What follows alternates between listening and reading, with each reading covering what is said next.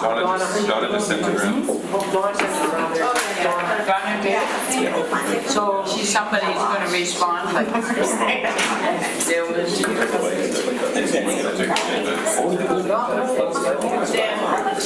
Have you seen messages on my phone?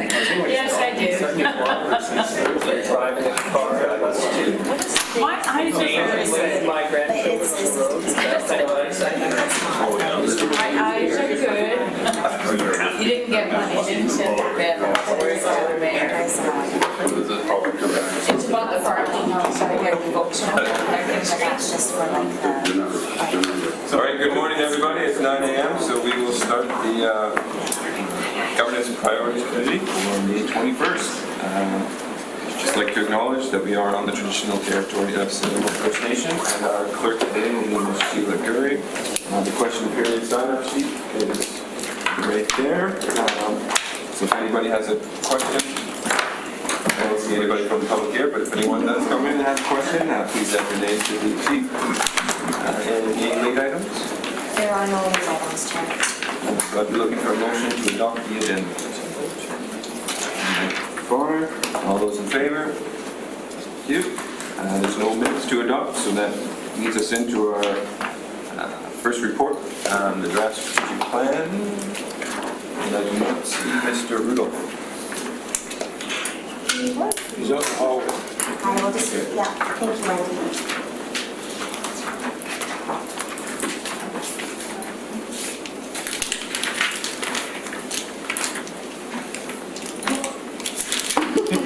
Wow, that's a grand entrance.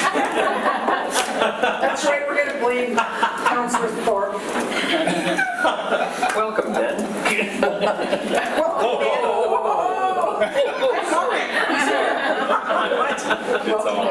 It's on.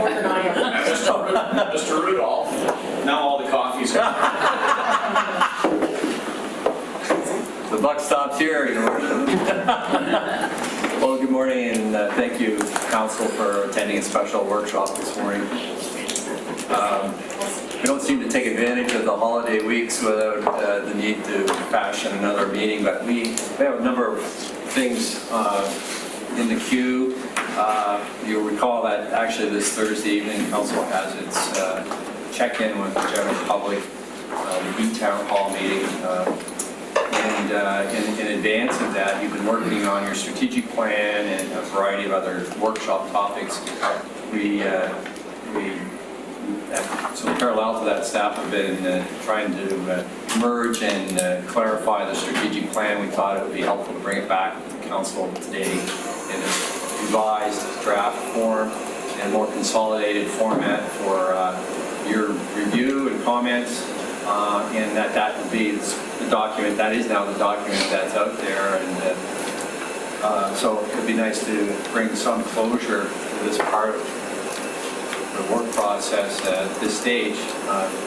Have a strategic plan that looks like it's clearer, shorter, more focused. So we'll learn your views on that and where we end up this morning on that. And then we'll be at a better place, I think, for Thursday night for the conversation with the general public. So that's one of the goals today is see if we can bring some closure to the ongoing conversation around the strategic plan as a working document. And that if that is the case, and then you would receive presumably further input from the public, including on Thursday night. And we would work towards bringing it back to Council in June as something for approval or adoption. So that's one of the goals here. The second part of that, and it's companion to it, is we've been working through this committee conversation in parallel with the strategic plan. And so we're bringing it back in a very, I'm going to use organic fashion this morning.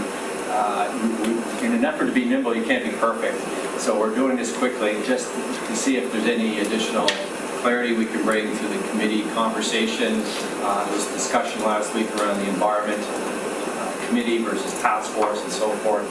We'll bring the chart back up on the walls to help facilitate conversation. In addition, there's a proposal for a conversation about an audit committee. So there's a place on this morning's table for that. And the third piece of information is a report that I think was in the queue from the planning department and our environmental planner on the subject of environment. And it struck me as helpful perhaps to bring a little more clarity to the environment piece of the strategic plan, to have that report available to you. So we're not asking for any specific guidance or direction on that. It's more of an information item. But if it's helpful to instruct the environment section of the strategic plan, then that's what it's there for. And our staff team is here to answer any specific questions. But it was there, and I thought, well, why not bring it forward? If it helps to bring some clarity on environment, there's no downside to that. So that's this proposed agenda for this morning.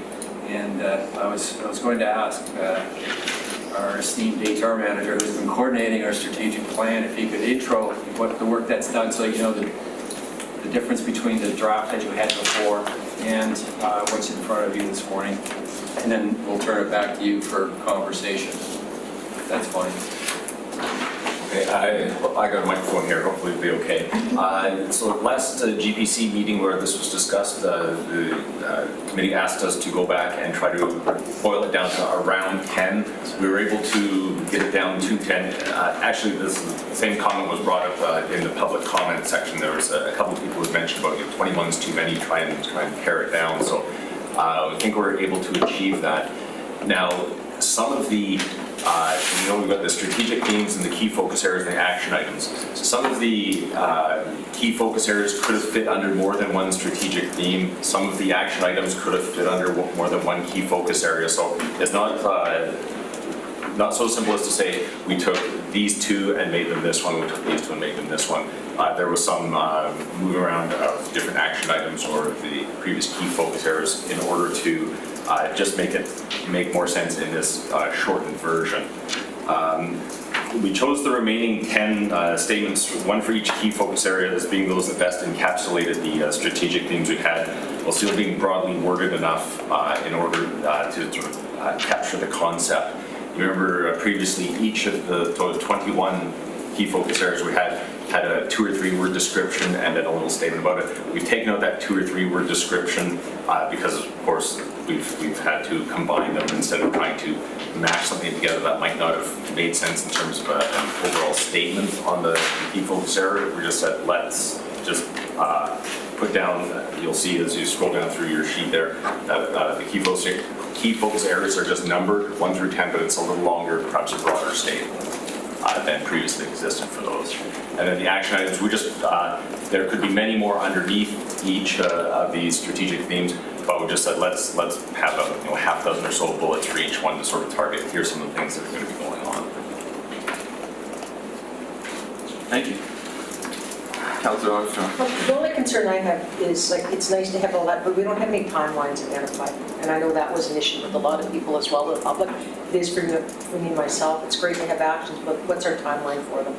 Like, if you look at other plans, there's timelines for like Q1, Q2, whatever. Just like a rough idea, because if you don't have a timeline, how are we accountable? Thank you. Councillor Hammonds. Thank you. I agree. I like timelines. I think it brings clarity and makes it concrete. I noted that there were repetitions in the action section. So, for example, housing is under livability as well as governance excellence. And for just my way of thinking, I think we should try to keep our actions under one heading so it doesn't just kind of keeps it clean. That was my only feedback while reading it.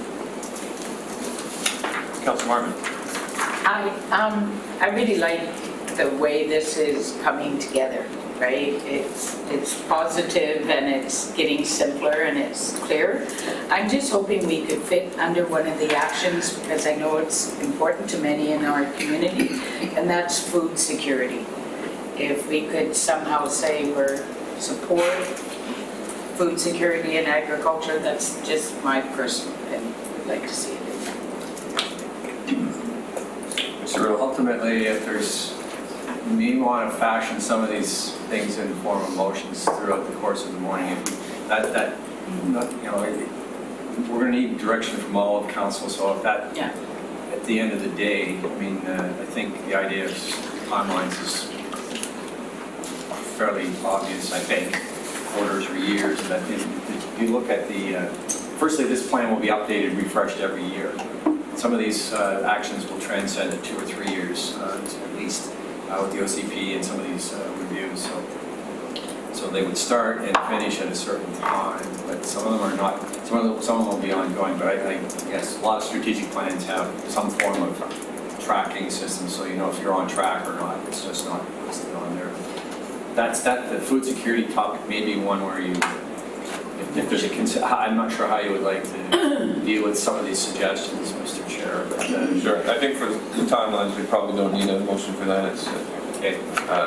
but if there is, I would suggest if there's a specific thing absent in the topic that you're interested in or you think that should be in our plan, we do need to have, I think, council direction on that, so.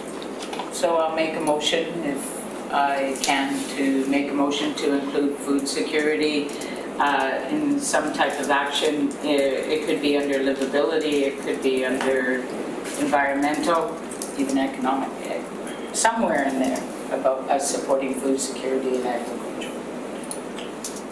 I make a motion. Okay. Seconded by Councilor Gaspar. Any discussion? Councilor Armstrong, or Bonner, and then Armstrong. Thank you, Chair. So I think what you're describing is a key focus area as opposed to an action, because food security is an overall concept, and how you're actually going to go doing that would be an action. So maybe making sure that there's 5 farmers markets each week, as an example, would be an action. So if we're going to, so what you're suggesting, I think, would be a key focus area, but unless we're going to have an action that goes along with it, I'm not sure we should put it in. It's hard. Like, what do you say? Food security, it was in the last strategic plan. Right. Councilor Armstrong? I might agree along with what Councilor Bonner said. My other concern is with food security, you've got to define what it means, because it means something different for somebody else. Secondly, how much agricultural land do we have in here? So how does that play into our, because something has to be within our control, So a lot of food security falls to provincial again and federal, and that's through the ALR or ALC. So I guess one of the concerns I have, and I agree with that, is how are we going to get to food security? Like, if we don't have ALR land that's producing farmlands, most of that's out in the RDN. Councilor Gaspar and Councilor Martin. Yeah, with food security, I believe it's a very, very important item, and it's something that can get overlooked. Like it's one that's very popular in the community, but taking action on it does take leadership. And I know with the RDN, there's the agricultural area plan, and that sort of has stalled out. But when you look at the need to actually produce more of your food locally in terms of greenhouse gas, and the reality situation that we are going to have to do more of it, and if the public sector doesn't support it, China and other parts of the world, but we do lose out. And I think in terms of actions on it, one, for economic development strategy, there's a lot for secondary production or manufacturing of foodstuffs. That's one area that there's possible growth in. Also the farmers markets, supporting those in space. I know that there is potential opportunity with changing the strategy around Devon Park for that Bowen Park market. And the other item is also the 5-acre farm. I think that one thing that we do have a lot of power in this community is we do have a spot in that to highlight local production and education, so that we do have young people exposed to farming and how that you can do high-intensive market production.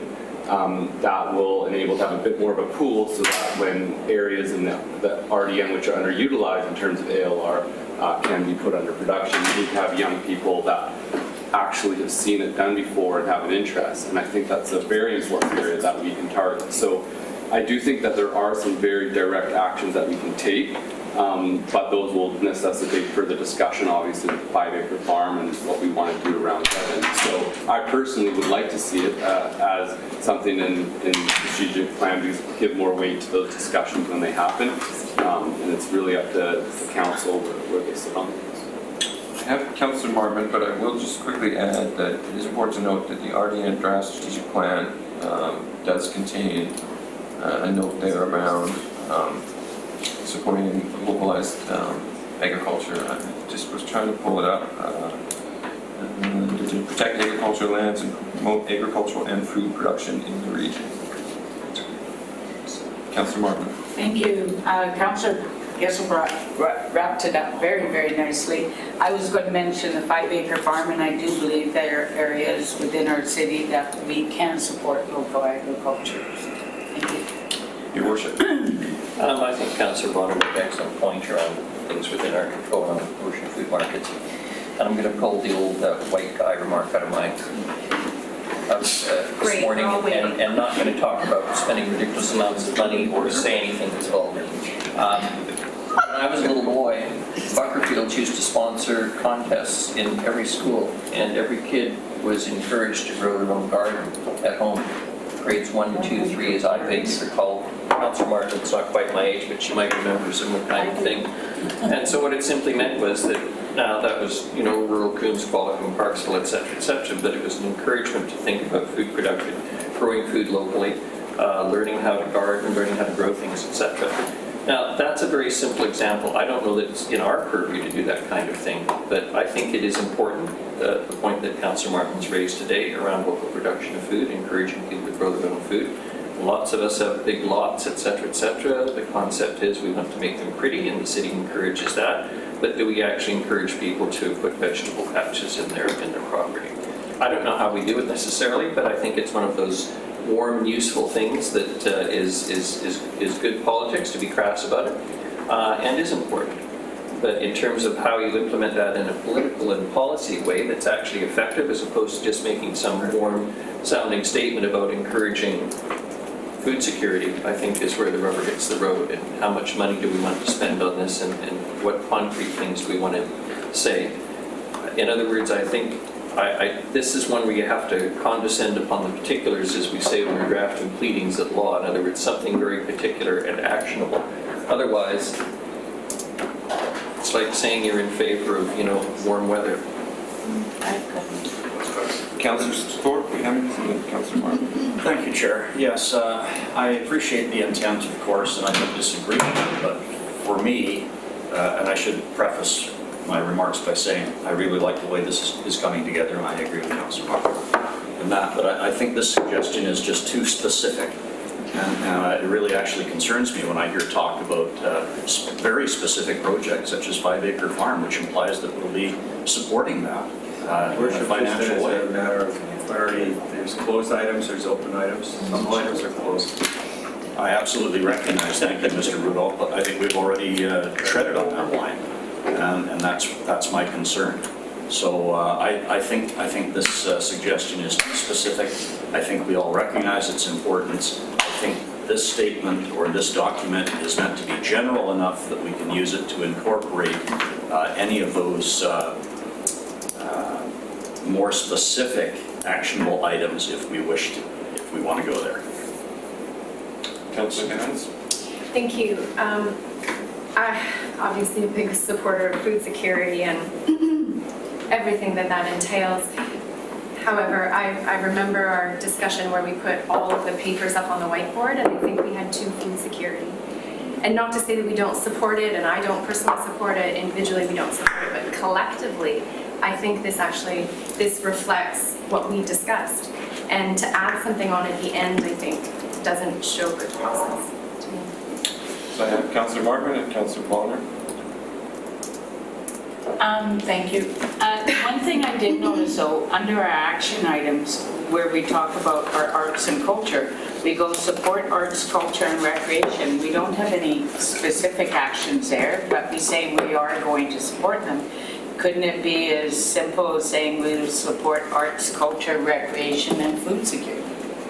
Or agriculture, or local agriculture? We could just put it in there as a broad statement, because I don't want us to lose it either.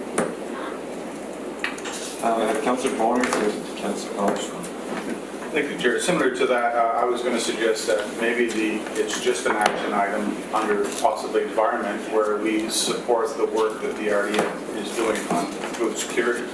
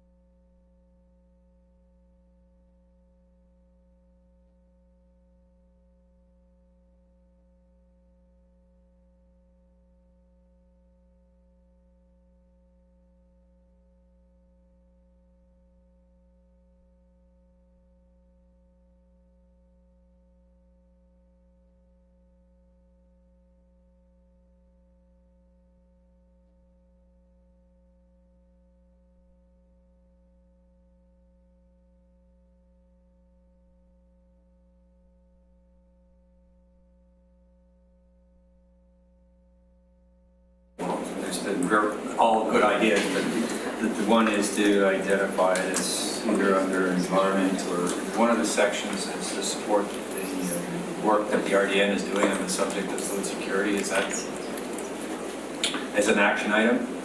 Yeah, I think we're getting a little off here. I think Councillor Armstrong's comment was more in general, because there's going to be other items that are not just Yeah, food security. And I think she was just, I think, don't correct me if I'm wrong, but you're just suggesting that because there's items that people might expect to see in here, but they're being dealt with at a different level of government, there's a communications piece there and making sure that people are aware of that strategic plan. Exactly, that was my whole point, that, a lot of the things that you expect to see sometimes wouldn't be here because they really do belong at the regional level. So that's a little bit separate topic, I think an important one, but we do have a motion on the floor around adding food security in some fashion into our plan. I'm going to take a couple more comments here, and then I think we need to call the question and move on, and we're going to stall on this for Or quite did some we make a time. friendly amendment? Chair, so right now, I don't know if a friendly amendment, I would have to know what the friendly amendment would be, because right now the motion is that the Governance and Priorities Committee recommend that council include supporting food security and agriculture as an action under either livability, environment, or economic health. So that's the current motion, so the friendly would be, Complicated. Yeah, it's better to go to the motion. Okay, can I withdraw? with agreement from the seconder.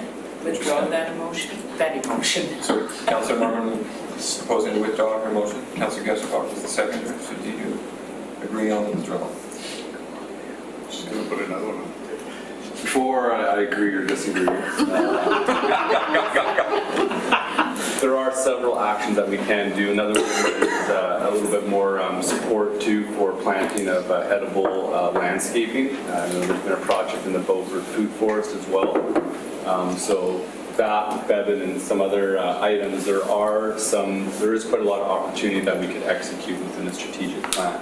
I do recognize that food security has also been mentioned in the Community Sustainability Action Plan, which is very important to update and resource. And also, it is within our OCP. It's been in there since 2009 when it was updated. So there is mention of it where we can support it within our current documents. If people are satisfied that that is sufficient mention so that we can take action on these items, I would be willing to withdraw my second of Councillor Martin's excellent motion. I'll withdraw. So you withdraw? All right, so motion has been withdrawn. So The other motion. I have Councillor Thorpe. Before we went on that tangent, you were on the speaker's list, so I don't know if you want to come back to that. I will speak quickly, thank you. I just wanted to comment that I really think that's an important point that Councillor Armstrong made about the tie-in to the regional district and that strategic plan, which certainly overlaps in many areas. And that also made me think of the timelines that were mentioned. And I struggle with some timelines. I think they would have to be very general. Again, I go back to the RDN timelines, which were sort of short-term, longer-term, longer-term. I don't think it would be really reasonable to try and attach very specific timelines to most of these action items. I know we want to see them done, but very hard to do that. Thank you. Councillor Bonner? Thank you. I'd like to put forward a motion that we add an action item under environment to that City of Nanaimo will work with the RDN, if requested, to develop food security for our region. Support. Second. Second by Councillor Martin. Any discussion? Okay, call the question. All those in favor? Opposed? All right, just myself opposed. Okay, any additional items on this? If you want to look at each section, like page by page, or I'm not sure if there's a sequence to go through this, just to, not to beat it to death, but just the structure of the conversation. And again, reminder that the environment report's at the back of this in case there's anything out of that that you want to pull forward to have a conversation about, just as an information. So Otherwise, Councillor Bonham. and Thank you, Councillor Chair. Yeah, I'm wondering, I still like the idea of timelines for some items. Like the OCP, we could just say the OCP will be completed by our third term, well, that's thinking ahead, our third year. Something along those lines, so, but would that be a separate document to the strategic plan? Or was it something nailed into the strategic plan? Mr. Woodall? well, the answer is yes and no. The answer is in this document, we can refer to short-term, medium-term, longer-term. We can certainly, it's not uncommon to have some reference to timelines in strategic plans. Secondly, there will be a specific Gantt chart which earmarks the timelines around the OCP anyway. So when that comes forward as a work program, that will say it's an 18-month project, there will be 4 phases, it's all predictable, and there will be public consultation in each phase and all that, and it should wrap up in around 18 months or so. So there will be a companion detailed work plan for something like that, but not all items in this list. So I would suggest, yes, we can try to fashion up timelines, and just a reminder that we were really front-ending the strategic plan for the first 2 years of your term, more so than the back end, and it will be something we would recommend to an annual review early in the year to make sure that it's current and that reflects the business plans that you've adopted as companions to the budgets in every fall. So there'll be a refresh literally every year to this document. That will probably keep it very current. Councillor Turley. Thank you, Chair. So 2 things. Number 1, under economic health, the action, complete feasibility study and conceptual design of town beach options for Arch Bay waterfront. I think that probably should be under livability, because I'm kind of struggling with it being part of economic development, as opposed to the one Port Drive. And the other one that I'm wondering, I can't remember if it was actually even mentioned when we discussed this before, was the support for some form of fast ferry to downtown Vancouver under economic development action plan. I don't know if staff want to comment to the first, the rationale for having it placed under economic health. I would agree on face value that that's one of the struggles we had, was where to put things. We had mobility study under, downtown mobility study under environment, and it's argued with economic health and so forth. So I don't know if John has got any comments about this. It really doesn't, it's where you feel more, where's the emphasis? What's the lens you're putting on the subject? It's more in the livability lens, I think, for you. Mr. Whitman, you want to jump in? I was just going to add, I think you could argue that there's a number of items, action items, that could probably fit on under various themes here, and I think that's probably a good thing, not necessarily a bad thing. I think it's good that you're able to tick off a number of boxes, but we had that very same discussion, waterfront walkway, is it transportation, is it livability, is it economic development?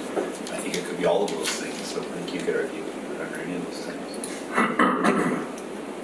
And to your second point there, Support of some form of fast ferry as an economic development item. is there, looking for a motion? And my only I'll move that we add that as an action item to the My only question to you before the motion would be, do we want to get that specific, or do we want to more generalize around increasing regional connectivity, etc.? Yes. Well, I'm very careful in not mentioning any specific item under that. It's just that a fast ferry has been an item for as long as I can remember, which I realize at my age is not long. However, we have continued to work with the tourism sector and the conference center, et cetera. It tells me that we do need extra transportation to and from the mainland, and this is an item that councils of the past have deemed as necessary. I just don't want the optics out there to indicate that we're not really interested anymore. Okay, so you put forward. I'll put the forward motion, yes. Seconded by Councilor Armstrong. Discussion on this. Armstrong, Hammonds. Well, I think it is a really big thing for the community. We hear about it on Facebook all the time. You get stopped on the street, what's happening with the fast ferry. this is what, our third attempt or fourth. So I think, I do like what Councillor Brown has said too about, another means, because maybe something comes along that's better than a fast ferry. But I do understand where you're coming from. Councillor Hammonds. Thank you. I'm going to make the same point that I made earlier about when we devised our priorities and put them all up, and that directed the development of this document. I don't recall fast ferry being a big one. However, developing the city property at One Point Drive could be inclusive of that, and if we were to go in that direction, I would prefer the language that Councillor Brown offered around connectivity. Councillor Swan. Thank you, Chair. Yes, I agree. I prefer Councillor Brown's more general language. I think we run the danger of being too specific, because like it or not, there is one proponent right now for a fast ferry. And we might in general support better connectivity, but I think we can start to tread on dangerous ground when we identify specifically a business venture that we want to support. So I like Councillor Brown's, Chair Brown's wording better. Thank you. Your Worship. I appreciate what Councillors Thorpe and Hammonds had to say, and Councillor Brown. But given past remarks, public comments, etc., made by this council, regards to the fact that there is one proponent, I can assure members of council that virtually every major business group, developer, etc., that has approached the city in my short tenure as mayor has almost invariably raised the issue of when is the fast ferry going to be up and running, and how important it is in terms of their long-term planning, etc., and investment decisions around our community. So I, for one, will support the simple motion put forward by Councillor Turley, because it is important, and we have expressed it as such, just as previous councils have. And I think the comments made around what people have to say to you on the street around the fast ferry are indicative of how important it is to the community in general, let alone the business community or those wishing to invest here. Councillor Thorpe. If I may, Chair, thank you, and I don't disagree with what His Worship is saying. I guess part of my concern comes from the word support, and what does that mean? And very easily open to misinterpretation. So would I be in favor of advocating? Yes. We're not in a position where we can give financial support. So I struggle with that. Is that a friendly amendment? Friendly amendment? Sure, that's fine. Okay. Great advocate. Catch that? I got it. All right. So there's no more discussion on Mr. It Riddle. struck me before that friendly amendment that you could add even fast ferry, or other transportation improvements that could improve connectivity or something to that effect. So it's an example, but there could be others. That shouldn't be coming from me, but it just struck me as another way to deal with this. You could have both. So advocate and this and anything else that will improve the connectivity piece. I think that's a good suggestion, and sort of potentially bridges the conversation here around the specifics, but also more general. So I guess we need a councillor to propose that as an amendment. Friendly amendment. Friendly amendment? Sure, that's fine. Second, friendly amendment. Okay, so amendment moved by Councillor Martin, second by Armstrong. So we'll take a vote on the amendment, which Yeah. makes sure we're all clear. The amendment would be, because it's a formal amendment, would be that the original motion also includes connectivity of other fashions. Like, so the original motion, if we wanted to just do a friendly, which might be easier at this point, would be, if it was all one motion that you'll be voting on at the end, would be that the Governance and Priorities Committee recommend that Council add under livability of the strategic plan the advocacy of a fast ferry service, and then with the amendment would be the advocacy of different connectivity options such as a fast ferry service. Just No, one minor Must point, be fast. Yeah, if I may share. I had said under economic development. Yeah. under Economic development. economic health. So, I think, Your Worship, what I understood your wording would be some things that that the strategic plan under economic development would suggest that council would be prepared to advocate for the FAST area or any form or some other additional forms of communication improvement or transportation improvements for connectivity, something to that effect. Yes. It's got to have transportation. Okay, so that is the amendment. I think we're just doing a friendly amendment to keep it easy here. Yes. So that would be what we are voting on. Yes. Is everybody comfortable with that? Yes. If there's no further discussion, I will call a question. All right, motion passes. I like that. Recommendation passes. Now we have to vote on the motion. No, We As voted as amended. Did a friendly amendment.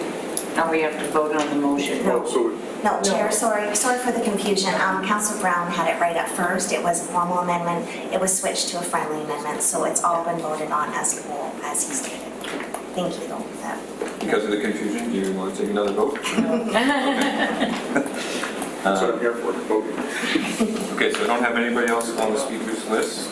Councilor, you guys got a few things. I guess the first with economic development. I know we put in one of our key focus areas, focus on business retention, blah, blah, blah, that align with our strategic direction to provide some direction of like what type of economic development we're looking for in strategy, but it's quite vague. And when you read this, really our economic development's focused on tourism, and then there's been a lot of talk of development, but I think that in Nanaimo, like a lot of our economy is based on development and housing, and I think that we do need to look at having a bit more of a diverse economy. We talk about a livable city for all generations and walks of life, and I think something that provides a bit of direction for when the ECDEV conversations start happening at the round table to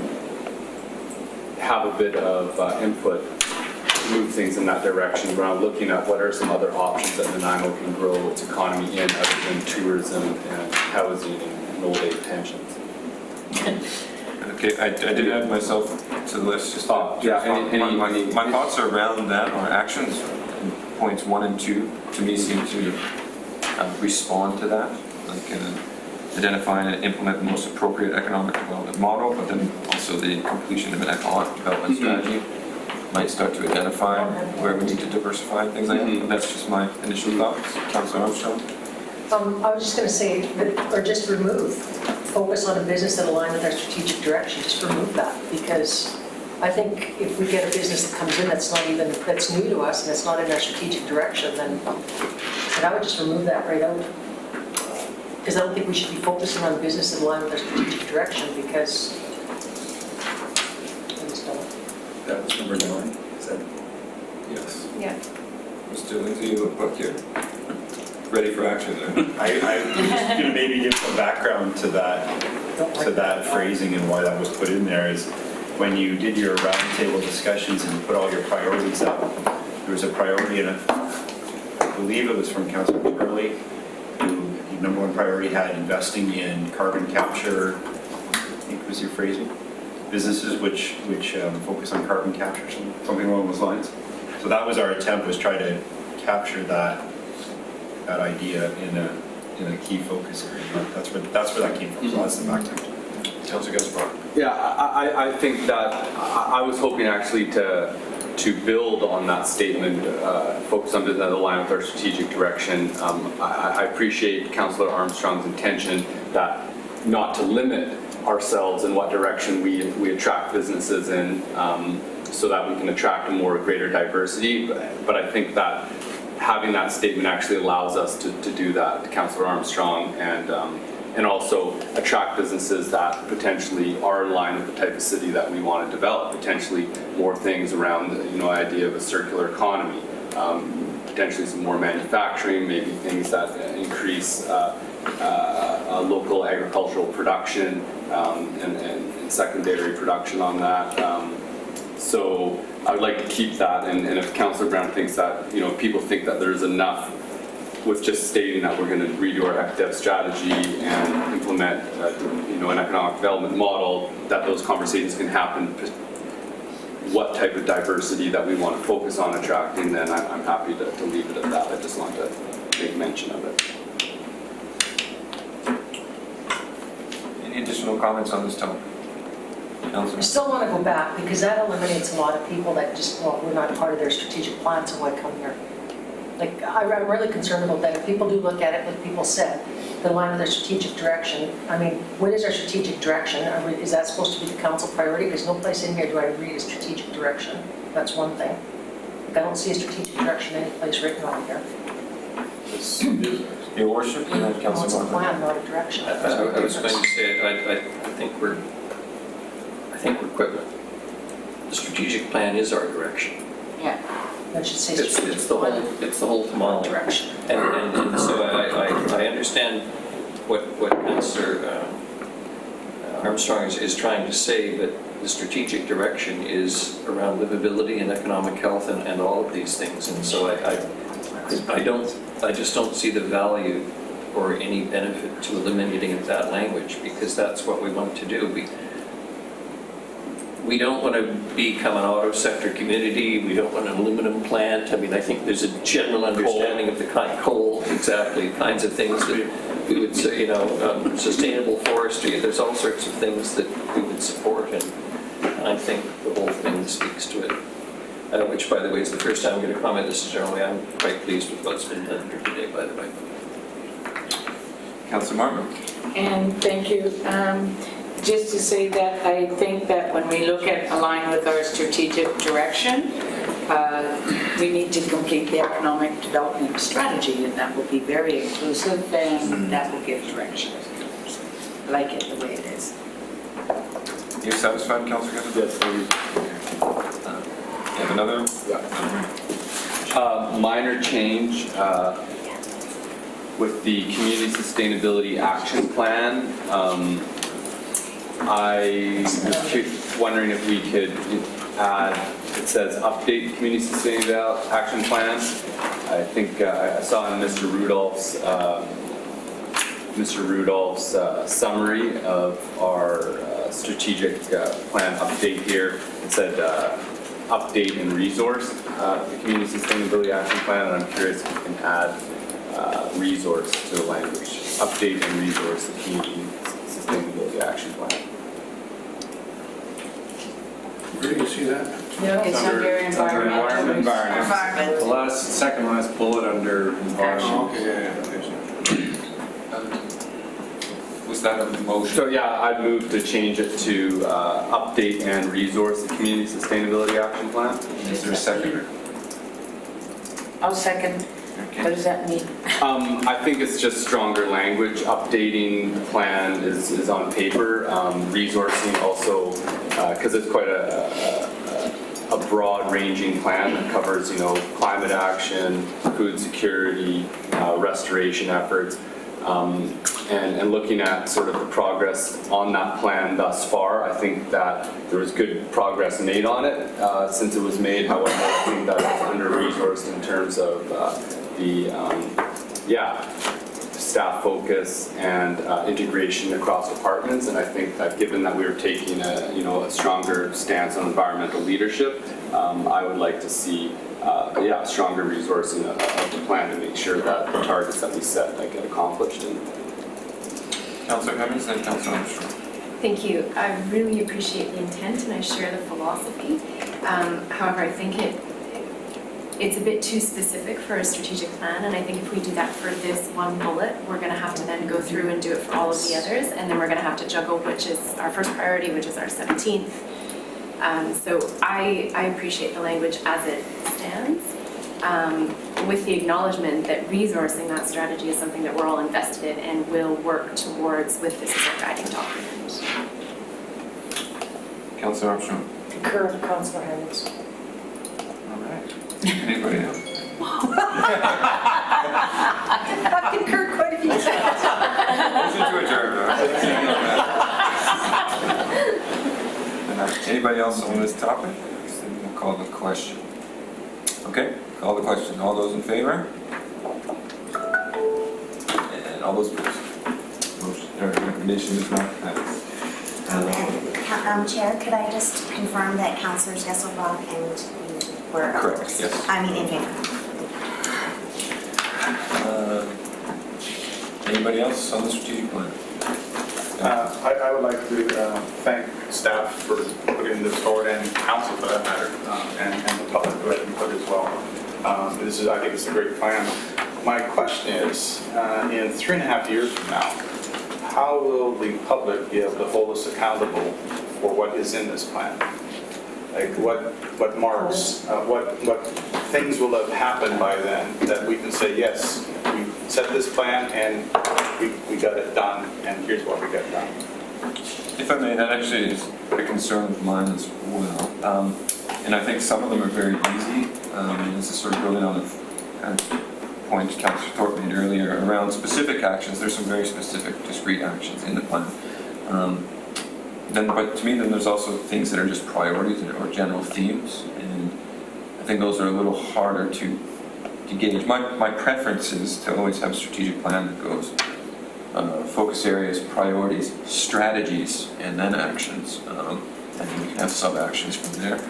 To me, some of these are a little bit mixed up in that there's actions mixed with priorities. But I think it's just the nature of trying to go for a very short plan. Leave it to Mr. Rudolph to answer your question. Well, I think, through the chair, I think we will action. You should see deliverables articulated more specifically in the respective business plans that you will get this fall from the various departments. So one of the assignments will be for the various departments to show how they align their work plans with the directions from council. So you're right, there's a bit of an apples and oranges composition of the action items here. I think if we do a better job of articulating times and timelines, and we can do a green light, yellow light, red light in terms of checking back with council in terms of are we on track? OCP's halfway through, it was supposed to be halfway through, that type of thing. So after 4 years, there'll be a tremendous amount of completions. All the major plans will be refreshed. I expect you'll see under the governance subject quite we'll have had an experience with committees or not, and a whole thing with policy reviews, bylaw refreshes, the whole governance structure piece. So there'll be a legacy of how that went. And so there's, and then the other piece of this, which is harder to track, I think, but we could attempt to do this, would be how, if we're putting more of an environmental lens as an example on many things, it's kind of an infusion of that into, so it may be harder to read, but I think collectively you'll be able to, we need to do a report card every year on how well we're doing on this. So I think that's another piece. Our annual report, I think, needs to be aligned with this instead of the way we do it now. So that's something that we won't really see again until next year in terms of real clarity, but business plans, annual report, all these things need to line up. So I think there'll be lots of checks and balances. And then I did mention earlier that I do think that you should review this document, have it on an agenda GPC next January. Where are we at? Let's go through this. What needs to be refreshed? How to line up the business plans, that type of thing. So you just keep it current. You could even do it more often than that if you wish. So I'm sort of all over the map with my answer here, but there's lots of checks and balances that will come along. And I think what we'll attempt to do with I guess if we're getting to a stage where we're getting closer to a final, is to attempt to identify timelines for these projects with another column or so. And this will come back to you with that, either at another GPC or directly to council, whatever your wish is. Thank you. And at the annual check-in, I assume that it allows council to course correct on items that we're not actioning on anything, so maybe we should remove it, or we need to add some things to it. Yeah, it wouldn't be a rewrite. It would be, are we on course? Is there a tweak? There's now we're in this sort of year 3 of our mandate. We need to add some more things need to get added, some things can drop off. So that would be the nature of it. But the framework would be intended to stay. Councillor Thorpe? Thank you, Chair. Mr. Rudolph actually covered off a couple of the points I was going to make. First, this is not a static document. It will be tweaked and it will be looked at over the course of the next 3.5 years. Secondly, that we will have annual reports that will refer to this and be judged against this. And we'll be able to track how well we're doing with our action plans and our strategies Thirdly, I think it's important to accept the fact that not everything in this document is going to get done and achieved in the next 3.5 years. And I think we need to accept that, and the public needs to accept that. This is where we want to go, this is where we're trying to go. Some things will get done faster than others, and some things hopefully will make some progress on at least. And as far as Councillor Bonner's comment about how will the public judge us in 3.5 years, well, I guess I know the answer to that, Councillor Bonner. Those that choose to run again will be judged at the ballot box in terms of whether the public likes the direction we're going in and whether or not they feel we've done enough to get there. So good luck to you. Councillor Armstrong. I'd just like to go to governance excellence, the advocate for the province. I think we need to also add the federal government, because there's a lot of communities getting housing grants from the federal government. We don't have that mentioned anyplace in there. So I would like to advocate for the province and the federal government to take responsibility for mental health, social disorder issues, and affordable housing. Add that as one bullet instead of work with BC Housing, because now we've identified just one partner. There's lots of other partners out there doing affordable housing. So I'm concerned that we've only identified one person. I agree with Councillor Hammond that it's already down lower, but I mean, Salvation Army's doing affordable housing. Chris Beaton's group's doing affordable housing. So I don't like the fact that it's just BC Housing. So, I also don't think that's governance. yes, I think I heard a motion there. Yes, that's my motion. To advocate for the province and the federal government to take responsibility for mental health, social disorder issues, and affordable housing in the night. Is there a second? Councillor Gaspar, any Thank you. discussion? Councillor Miller. Thank you. I support it, but this is one of the bullets that I would actually like to see placed in livability rather than governance. I think we talk about housing and work with higher levels of government in livability. Thank you. I am assuming this was probably included under governance because of the advocacy element of it. Cost-effective service delivery as well. But any further discussion on the motion? We'll be looking for guidance. Okay. Yeah. So we have Councillor Armstrong's motion on the table. Point of clarification, so this Councillor Armstrong motion is just to add federal to this bullet point, not to move it from the, or not to move it from government. To add the federal government and also add housing as one of the Merge two bullets into one and that fits. Yeah. Bottom two, look at that one. Federal. Just to advocate for affordable housing. No more discussion, so we'll call the question. All those in favor? Oh, unanimous. Don't get too used to it, exactly. Okay. Any other comments on the street? Councillor Armstrong. Just again, as Councillor Bonner said, great work by staff to bring it down. Like I think it's a really good plan. I mean, we were nitpicking, and that's kind of nice when we're only nitpicking a very few things. So great job, thank you. Mr. Chair, then apart from the content, it's a subject of process here. You are having your E-Town Hall meeting this Thursday. You may get more feedback. We have to tidy this up and get it. Right now, this is online, so this sits in the agenda packages, the working draft. There's some tweaks that took place today. There could be some additional information that you received in the course of this week's meeting and so forth. So that needs to be factored in and bring it back to you for one final. Would you want that to come to a GPC, or would you want it to go directly to council with any additional information? And then we'll just schedule it accordingly so we can target June. Councillor Armstrong. I personally would like to see it go direct to council. We've had a lot of discussion around it, and I'm assuming we're only going to get a certain amount of feedback from the public, and I think it'd be very easy to deal with it at the council table. Plus, more people watch the council table than the GPC, so it shows our final adoption at the council.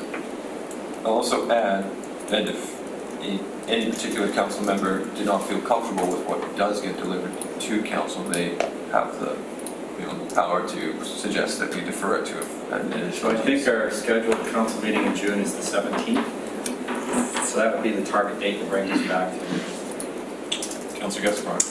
I just have one other point for discussion. I unfortunately missed the emergency preparedness. Do you mind if we just deal with the question about the process first and then jump back into it? Okay, so anybody uncomfortable, Councillor?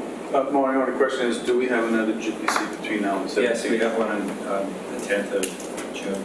So you could do both. You could ask just as a check-in, but also the idea was to go to the 17th. So we could put this on as just a check-in for you on the 10th. Doesn't have to be a big discussion, and then bring it with you. And then you could just finalize that at that time if you want to go to the 17th. Councillor Turner? On a personal note, I would prefer to see it come to GPC on the 10th for the simple reason I won't be here on the 17th, so that's only a personal issue. So we'll bring it in as a check-in, the minutes from the town hall meeting, the changes that are here, and then check in, and then we're getting closer to moving it forward. And I guess you can decide that day if you wish it to go to the 17th of June council meeting for approval. Okay, and would there be some rough timelines? Is that a direction? Yeah, that will be part of our assignment, is to bring that information forward. So a check-in on the 10th probably would be helpful. Okay. If there's no further conversation on that matter, I guess we'll jump back into the strategic plan itself. Yes. I missed the emergency preparedness briefing. My question is out to council. Do we feel that we have sufficient direction and energy already put towards emergency preparedness in terms of disaster preparedness? And if not, it's one of those topics that, I think that the more energy and the quicker, especially as we're reviewing our OCP, there are some considerations around development, for earthquake preparedness, increase of forest fires because of climate change, flooding, all these different elements. And I think that with climate change, it is wise to put added energy into that. And I'm just putting that out there because I'm not as well prepared as I should be. I do note in the plan itself, we have the water strategic plan, or climate resilience strategy, fire services delivery strategy. I just wonder if those might potentially identify gaps that could be addressed. Isn't emergency preparedness a provincial regulation or mandate? I mean, in terms of, there's laws that says we just have to have one. So it may be redundant to put it in here. They're going to have one regardless of what we put in this. That's the case. Mr. Chair, I think I just forwarded to Chief Fry to comment on her opinion on this stage. Yes, thank you, Mr. Chair. So, yes, the city has to have, as an obligation, legislatively required to plan and prepare for emergencies. We do currently have our emergency response and recovery plan. But then along with that, you will see coming before council this year in our fire service delivery plan, we will touch on emergency management as part of that, as well as you will see that coming before council in a presentation on our community wildfire protection plan that will be coming hopefully before council at the end of June to let you know how we're planning and working with our partners in the community. But regulatory wise, we are required to plan for all types of disasters and emergencies. But you are correct, we're seeing more and more of them, and we see a town in Alberta is evacuating today. However, Councillor Armstrong. just so I can follow up with Chief Fry, I did get a couple emails looking for where our business continuity plans are for that. Are they online? Because most communities do have that online, so they know where to go, what to do. Like I know the RDN does, and a lot of other ones do. Through the chair, the business continuity plans are primarily internal documents, so we have them on our intranet, but just because how's HR going to operate, and, but not anything that we've actually put out to the community. Just to suggest that our business continuity plan for the city should be out for the public so they know where to go and what to do. Because right now, I was getting emails, where do we go if there's an earthquake? Where do you go if there's that? Because there's nothing under business continuity for that. I think this is an important discussion. I just Take it to another meeting? yes, please. Certainly. Councillor Gusmark, are you wanting any further information? Just wanted to raise that up and check in and see what the council is thinking and Yeah. Thank you, Ms. Brock. Is there any last items that people want to address with the strategic plan? We have process that's been outlined forward. It can be to the 10th of the GPC with the check-in and some changes, and then it looks all good from there. It goes to the council on the 17th. Yeah. That would be All right. Well, thank you, everyone. Ms. Gary got all the motions and changes, so that would leave us or move us on to continued committee discussion. Ms. Gary. Thank you, Chair. I'll be looking at Mr. Rudolph to jump in. I'm not sure if she should be here and I should move there. I have brought forward my slides as well that I brought to you on, I think it was the April 29th meeting. And I'm just going to bring them up to help facilitate your discussion yet again.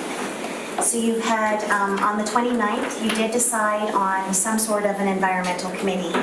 I think maybe you're leaning more towards a task force now, and you do have that report on your agenda from Mr. Rob Lawrence, which basically just is a refreshed report that he had already done, and it goes through some of the environmental matters that are either in the works or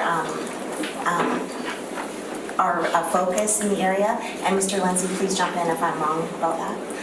And so we also are working towards a grants report on how we facilitate and award grants. And Mr. Lindsay and Ms. Mercer will be working on that report and bringing it back to you. That came out of the 29th meeting as well.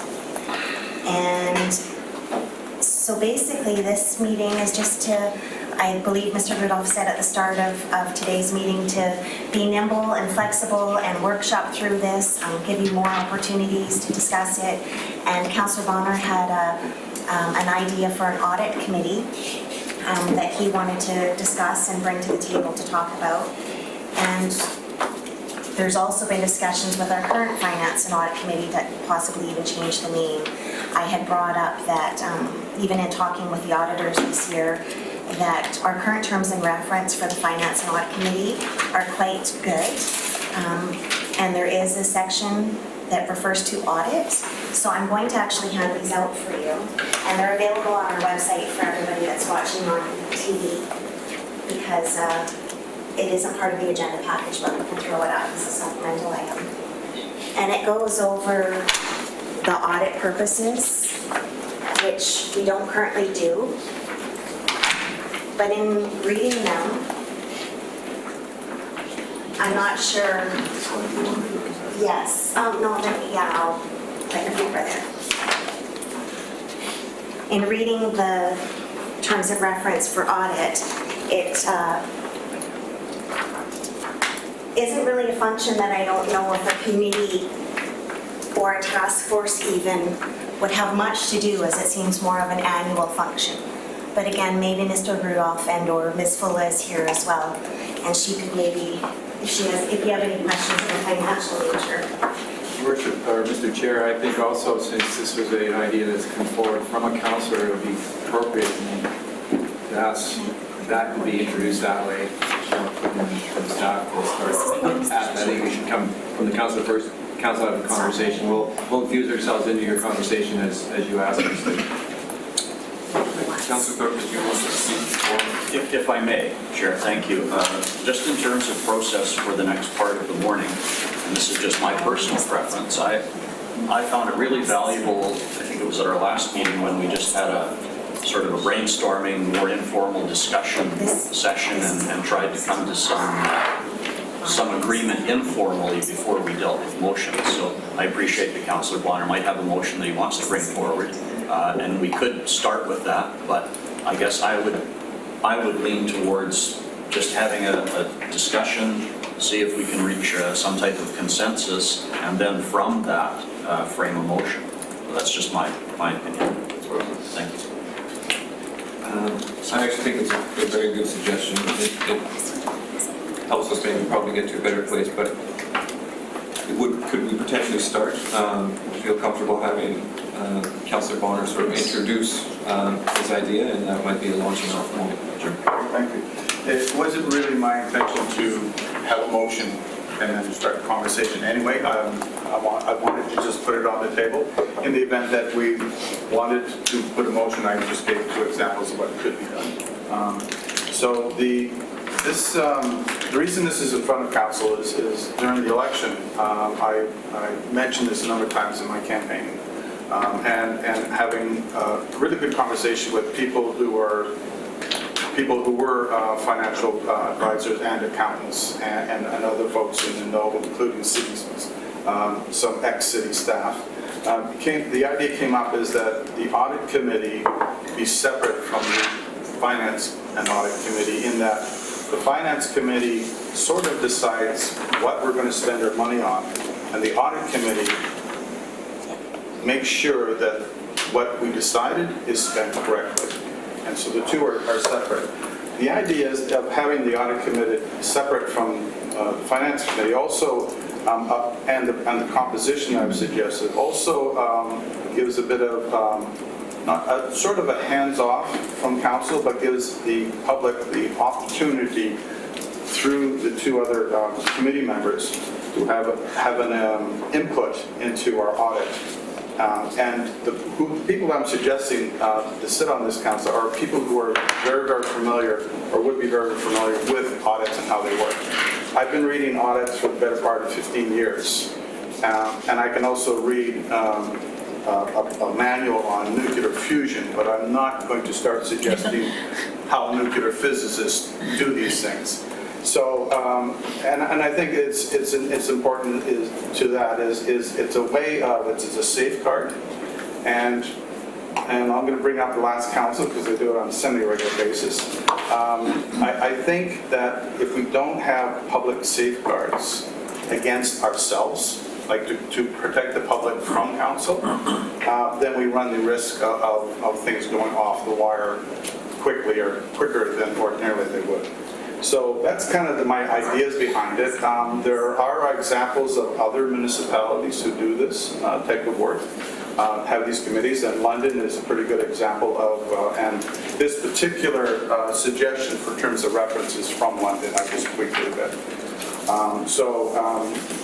That's what I would probably suggest might be an option here.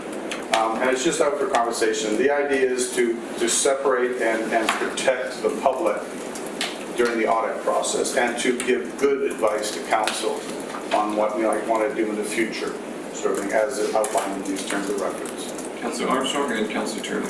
I'm 100% behind separating the 2. I've always thought it was wrong to have the finance and audit as one, because we're obviously making the decisions on finance, but we should be reviewed. I agree exactly that it should be somebody that's got experience in that area.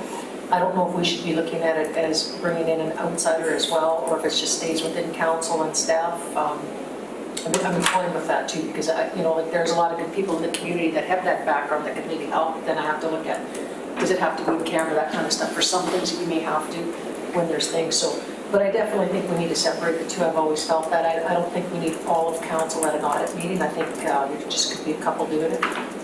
Ms. Garrett. Thank you, Chair. I just wanted to bring forward some conversation I had with Ms. Mercer last week. She is away, and Ms. Full is here as well. And she had brought up the fact that when the auditors were here and speaking of it, most municipalities that she's worked with don't have, they only have members of council, not members from the public on the committee. So that was a little bit of a concern. She is asking the auditors for some feedback on this proposal. And the other thing would be a question around the oversight, and with the auditors that do come in and do that audit every year, is that additional oversight needed, or is that what the auditor's role is? So that's just some points for you to consider in this conversation. Just to follow up, I did have lengthy discussion as well with the auditors when they were here. And the only reason I think it's good for council to do it, it does show that extra oversight. And I understand where Ms. Gurry and they're coming from, but I do think it's important that if council could happen to catch something sooner, I think that shows for good governance. So I just think it's nice to have the audit being done by council. It just shows a little bit more investment in your community. And I do agree that obviously the auditors are much bigger experts, but I believe some of the issues that we went through last term could have been caught by Well, I guess it depends who's on the audit team. I'm just going to stop there. Councillor Turley. Thank you, Chair. First, two things. Number one, I don't like the idea of the composition of an audit committee when you have at least two citizens, one with a CPA designation. My concern would be conflict. And whether that's real or implied, I'm not sure. And the other thing, I guess, and this is coming from my business background, when I go out and pay X dollars to have an audit done by a professional group, and then to have people that may or may not have the same skill set audit the audit, I have an issue with it. I just don't see the logic behind it. I'll leave it at that. So. Councillor Thorpe. Thank you, Chair. Yes, I agree with Councillor Turley. First, I'm not opposed to splitting the committee into having a separate audit function. But I would question the need to have citizen appointees with a CPA designation to audit the auditors. That, to me, seems unnecessary. We're getting professional advice on our finances, and that's what we pay them for. Councillor Gasser. I recall the conversation that we had initially when the auditors came here and the issues that arose with last council. And 2 points. One, in terms of oversight, I believe the issue was there was an audit committee, but it was a select few of council, and the information from the auditors did not get to the full council. Am I correct in that thing? No. All of the finance and audit was all of council. Okay. That's what we're doing right So there now. was no bottleneck of information getting to everybody. Thank you, Chair. So Councillor Armstrong's right. There was just the Finance and Audit Committee. The auditors appeared to the Finance and Audit Committee. All of the information from the Finance and Audit Committee did go to Council. So there was no bottleneck of information. The auditors do come to speak to Council once a year. So all of Council had that opportunity to hear from them, and it did go to a Council meeting as well. Just to follow up on that question, so there was never an issue with the findings of the audit getting to everybody's attention, or that the findings were watered down so that the issues that didn't exist? Chair, I'll just say one more thing. The management letter that was an open letter and was addressed again this year in their letter, which was an open document, did see oversight problems a year or so before, and Ms. Full is here, she could speak to it. And it was just in signing off, so having the appropriate sign-offs for expenses, those types of things that have now been addressed, and the auditors did catch it and addressed it, and staff addressed it, and it's been corrected. I think that's all that they found. So there was some oversight or issues that were reported openly and have been resolved. So, and then the second part, just with having a separate audit committee that would reduce the number of council down to it. One, the frequency of this audit meeting, how often would this audit group committee meet?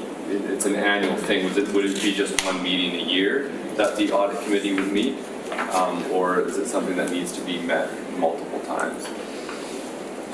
I would just actually, like Ms. Fulla, I think 1 year every year, but she might probably know better than I. I didn't see the committee meeting more than twice a year. We do an interim audit in the fall, usually October, November, and then we have the final audit reporting. So the final audit report could go to the audit committee. I wouldn't see there really being a need for quarterly meetings. Okay, so this committee would meet twice a year, and then if we were going to reduce down the number of councillors that were on this committee, would that then allow, say, in the unlikely future, but if there was, a small group of councillors that didn't allow for the full report to be, and all the information to be circulated to the rest of council, would there be an oversight issue, as opposed to just having all council be there for the audit that's twice a year, to be fully aware of what's going on and to have oversight in that way? Ms. Gary. Thank you, Chair. So a couple things, any committee, all of its recommendations would be to council. It doesn't have the authority to make decisions or recommendations. So all of the recommendations would have to go to council, so you would all see them that way. Or they would go to the finance and audit. So whether you have a committee specifically for audit or you deal with the audit as you always have, all of those recommendations from any committee would go to the council level. So if it goes to the council anyway, everybody from council is going to have to see it, so it Yes. kind of makes the audit committee redundant. And or an added layer. I had Councillor Armstrong, your worship, and then Councillor. I guess I'm seeing the audit committee way different than what's being discussed. For me, it would be like you're going into like, let's say there's the water project or whatever. You look at that project as the council to see, make sure that it's done. It'd like be random audits because those don't get audited down to the nitty gritty, right? I mean, or you take a look at the spending that's done, that was just done at Lens and them at the provincial government there.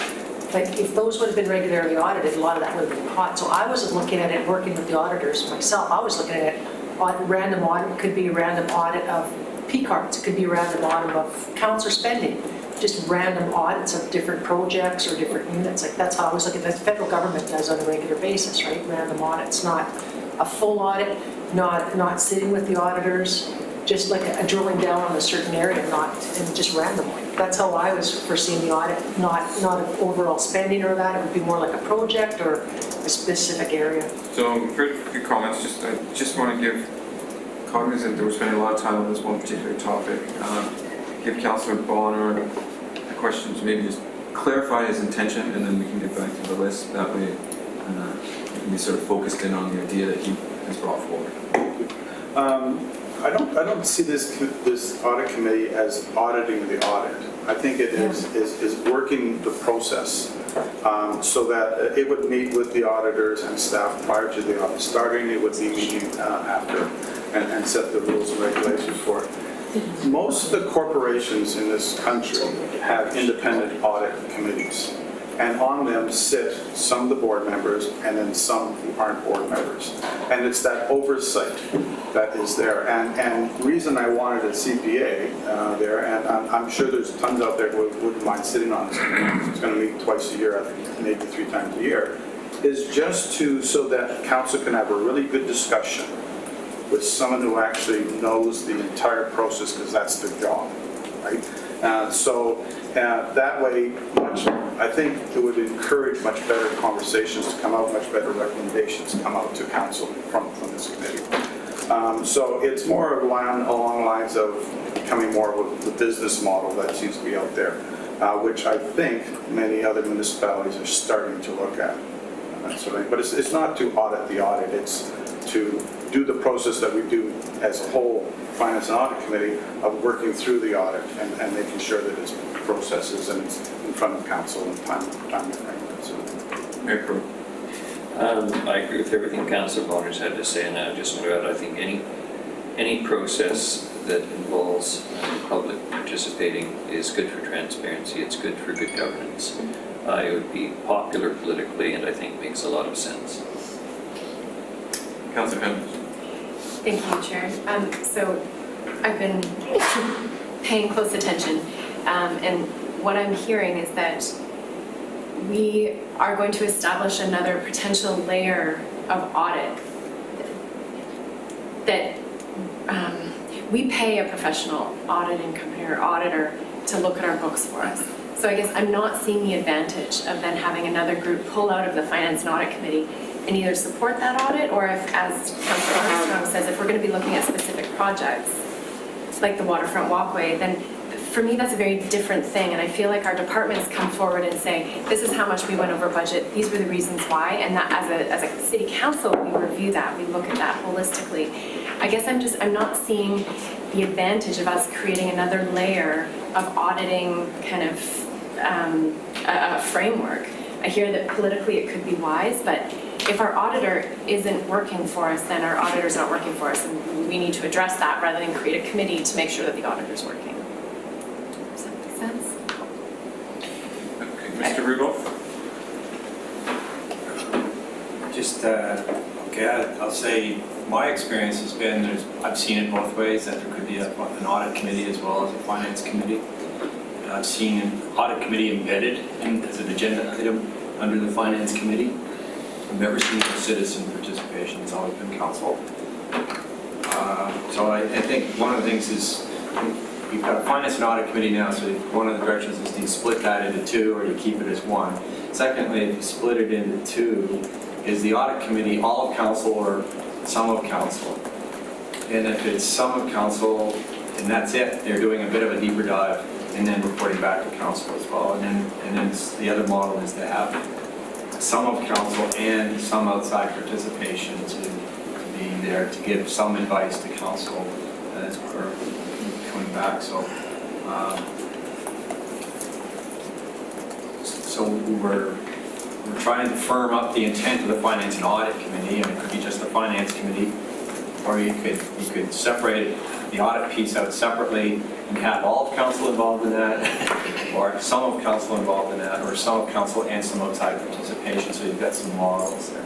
And the idea would be, I think, to provide a little bit of a deeper dive, either beginning, during, and after the audit for some members of council, just that extra level of scrutiny. So there's nothing wrong with that. I've seen that before, and I've also seen, it's just where your comfort is in terms of, the issue typically becomes all of council versus some of council. This is my observations, and it ultimately becomes, now we want everybody there. Often it becomes the case because some members of council then have additional information that the rest of the council don't necessarily have. And we've seen, that gets back to the whole subject matter of committees and broader conversation you see. So it often what's happening is it all defaults back to the GPC or committee of the whole or something like that. So I'm just saying there's a variety of things on the table here in terms of, and there's no right, it's whatever's right for council at the end of the day here. It's not, we can make anything work, but we need to get good terms of reference in for both finance and audit. Be very clear with the scope, which is it might be very different in the eyes of some members of council if we did go down this audit committee route, or embed it as some terms of reference in your finance and audit committee itself. Ms. Curry. Thank you, Chair. Just further to what Mr. Rudolph was just saying, the terms of reference would have to be very clear. And Councillor Bonner mentioned setting the process and the rules, regulations of what the audit would be at the start of the audit committee, setting the parameters, those types of things. And I believe, and again, this is not my area of expertise, that I'm sure a lot of the processes the auditors do are regulated and have to, so Ms. Fuller can speak to that. Yes, correct. The auditors are independent. They set the materiality normally for the audit. They set the scope of the audit, which can change. As you know, this year we had a more in-depth audit due to our experience last year. So for them to be confident with the statements, it involved more work on their behalf. Now that doesn't mean that council or staff can't ask them to increase the scope of the audit. Staff did ask for an increase in the scope of the audit in 2018 because we wanted to direct their attention to items that we thought needed further investigation, but generally the basic scope and materiality is normally set by your auditors. It's not staff or council that provides that direction.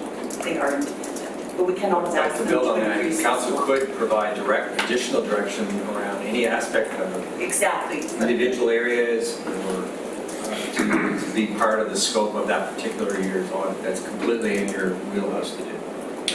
So I have a speaker's list going here. I will add that, we did create the GPC with the idea that we can do deep dives from time to time on particular things. I'm hearing it makes 2 or 3 times a year. I'm wondering why dedicated GPCs with the auditors, whoever, can't be just so done in that regard for a deep dive around the audit. But I will go to the speaker's list. Councillor Armstrong, Just building on what Mr. Rudolph said, is there a reason we couldn't, as the Finance and Audit Committee, have sort of like a subcommittee that we appoint from this table, 2 people to do a little bit deeper dive and report back to this table? I think that's in essence half year. what Councillor Bonner is proposing. Yeah. But would it be a subcommittee or a separate committee altogether? I think that's just a governance structure issue that could be answered if it was right. Ms. Carey? Just exactly what you said. It would just be a matter of, we would need really clear terms of reference and scope, whether it's a subcommittee or a committee or a task force, just to see exactly what the parameters and scope of this entity is. So, Councillor Thorne. Thank you, Chair. And thanks, Ms. Fuller, for the information. I agree with everything that Councillor Hammond said, but it was so long ago I forget what she said. It was well said, so Twice today. no, I just want to recognize that this is time consuming, but I still think it's time well spent. It's a really good discussion, and I know that I've listened to everybody and I've actually changed my mind a couple of times during the course of the discussion. So I'm now at the point where I'm thinking I don't see much sense in separating the two. I'm hearing a suggestion, I think I heard from Mr. Rudolph, that finance and audit could operate as one committee, but audit could be only on the agenda 2 or 3 times a year as needed. And I'm really wondering if we need an extra layer of just 2 councillors getting information from the auditors that is going to come to all of council through a committee. Do we need that extra layer of meetings? Why not just have us all deal with the audit and the auditors as many times a year as that is necessary? I certainly do not see the audit committee in the same role that Councillor Armstrong mentioned a few minutes ago. That never occurred to me. So to me, it's interfacing with the auditors and just making sure that we're happy with how things are being dealt with and providing that level of oversight. So I'm at the point now where I'd be happy to maintain the finance and audit committee with the understanding that the audit portion of it is something that would appear on the agenda as needed when we want to deal with the auditors. And I think that's, again, I don't see the need for outside participation in that. Thank you. And we've got Councillor Bonner, Councillor Marmon, and just for clarification's sake, just so we're all, I think, aware of the process, and correct me if I'm wrong, but it goes. Council meets with the auditor to define essentially the scope of the work and what's going to be coming back to them, and then we meet with the auditor to review them. Is that correct? Yes, sir. That is essentially what we could do. Yes, so there could, certainly the reporting back is there.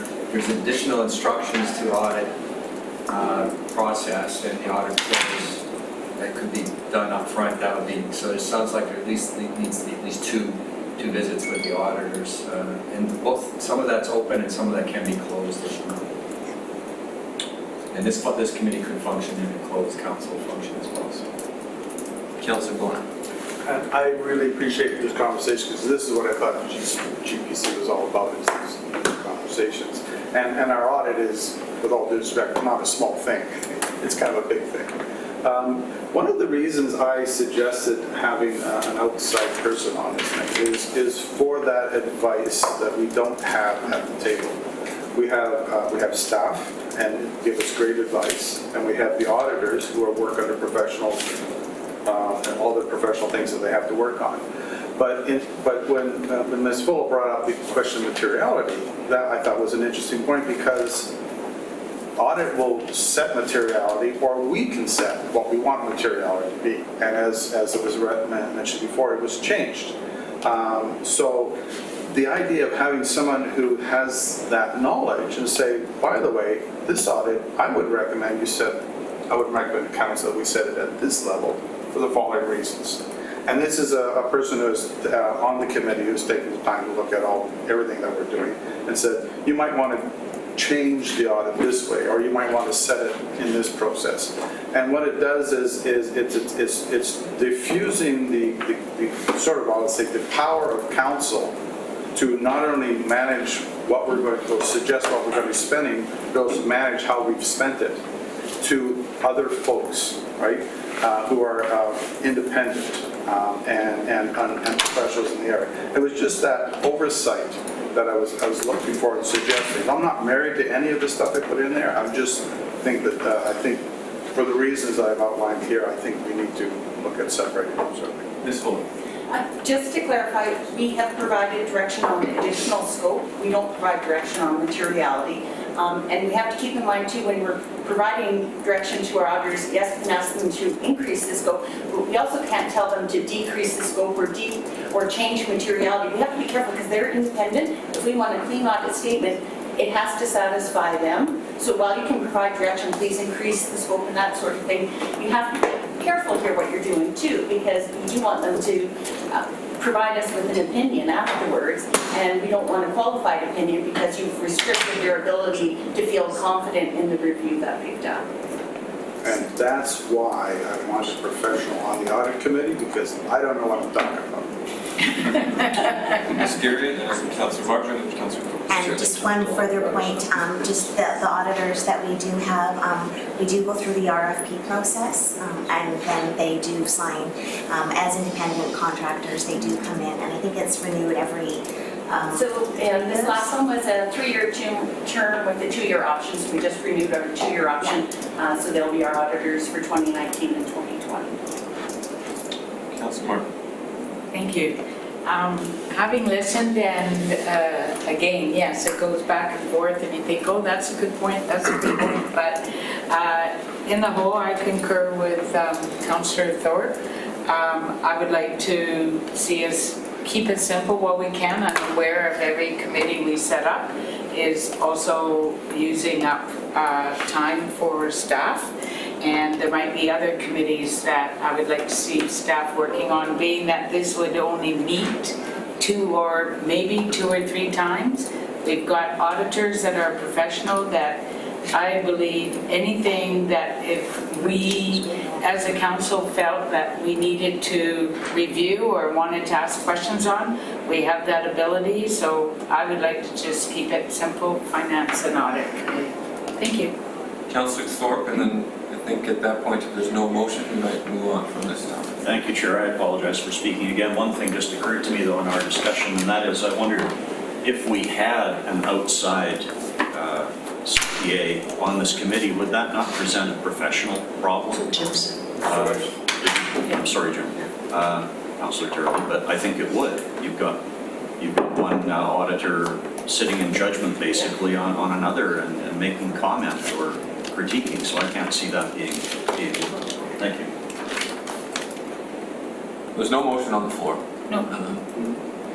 Sort of get the sense from council that there's an understanding of the importance of making sure that we're doing the audit properly, but not necessarily a total intent here of moving forward with separating the function and not trusting the advice of the folks that we're independently paid to do this audit. So unless there's a motion, I think we should probably move on.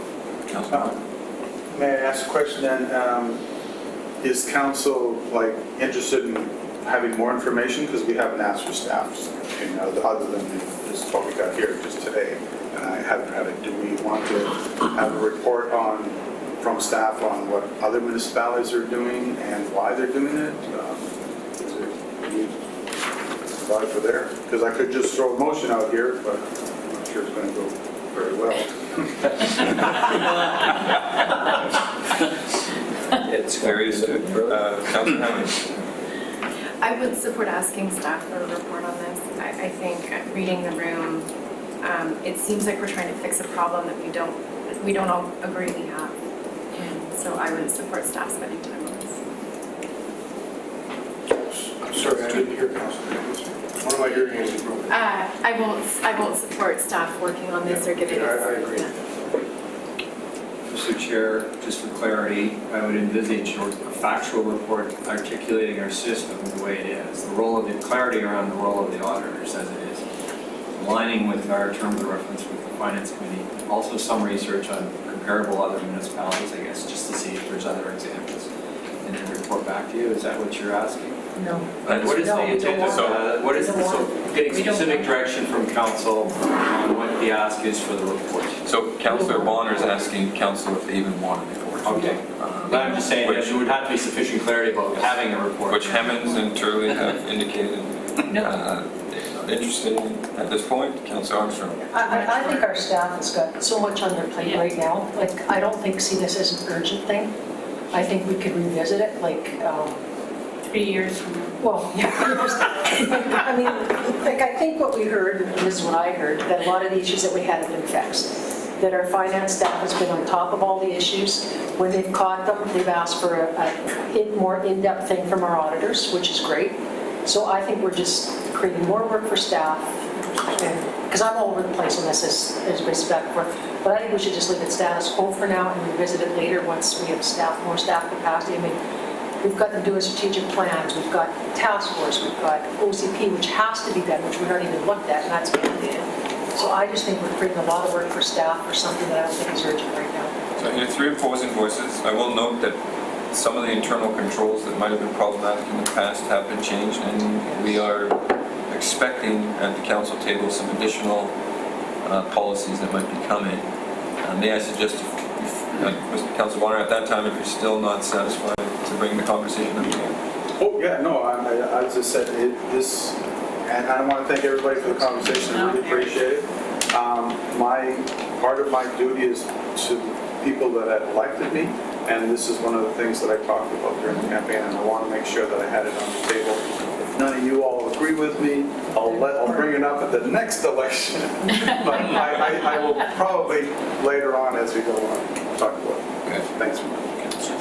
Okay, so that's one potential committee, great discussion. I think to direct the conversation a little bit, there was the environmental committee that had a formal motion.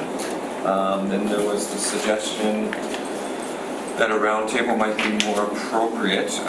We sort of parked that conversation. Mr. Rudolph, So that's correct.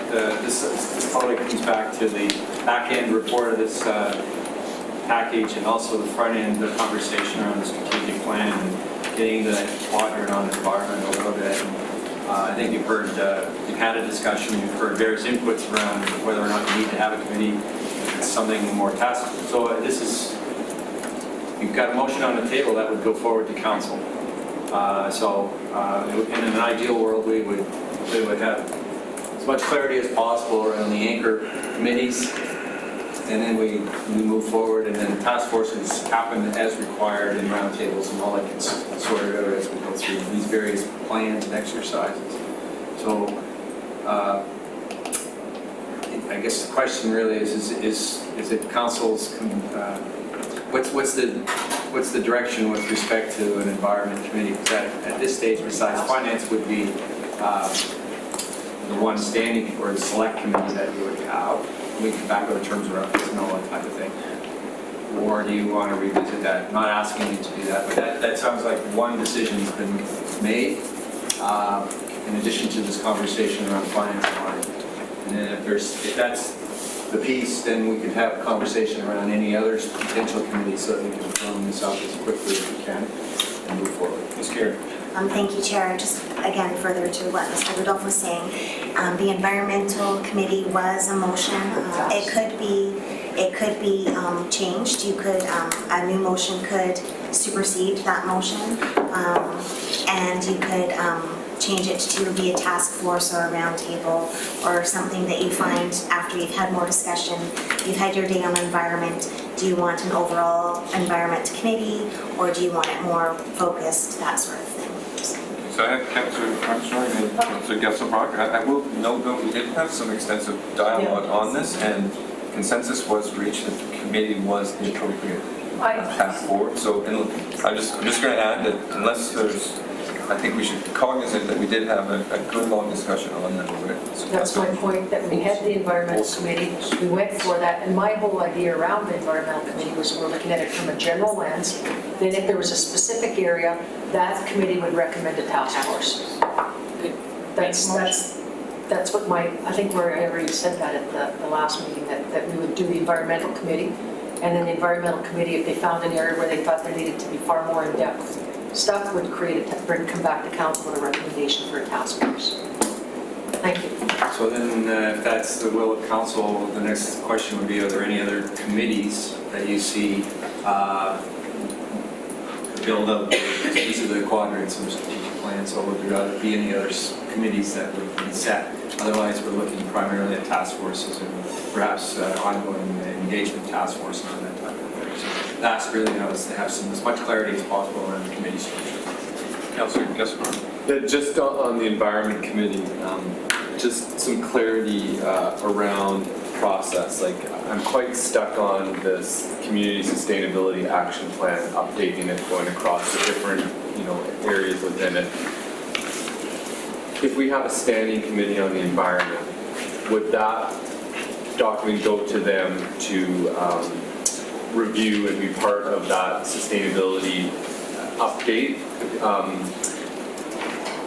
And that's why I've just been, because there was discussion around a task force and have the task force specifically set on the update of that plan in conjunction, whether it's going to be, staff or if we're going to pull in a consultant that can flesh out what are all the different areas of the environment and where we're going to focus on. And then out of that task force can be suggestion in order for us to properly execute our environmental strategy, do we need a committee? And I guess from that, any input on that, and was that the discussion that eventually we came up with? We should just have a committee. So that was, to summarize, I think the discussion was that there was extensive environmental issues that are ongoing. The worship, that was some commentary I remember hearing from you that warranted a full-time committee. With respect to individual task force with projects or plans, that's entirely the prerogative of council if they believe it would help the decision-making process. Ms. Gurd. You covered it, Chair. So basically, you could have all of that. You could have, if you wanted, a specific committee that just a task force that looked into the climate resiliency strategy or some specific topic. You, as a council or the Governance and Priorities Committee, could strike a specific task force to work on that, or it could go to the Environment Committee as a whole as one of the projects. I think it's 6 in one, half dozen the other. With this Environment Committee, do we need to make a motion to have the Sustainability Action Plan update as part of the terms of reference, or do we just have the committee and that'll kind of fall? Just one more quick, I think the next step for the process of this would be, now that we have kind of a general idea of what the main purposes or focus of this Environment Committee should be, and it'll be based on, this is in your agenda package, all the environment initiatives that came out of last Monday's Governance and Priorities Committee. We'll come to you with the terms of reference to the GPC, and you can have a discussion, make sure you're good with those terms of reference, and then we'll go from there.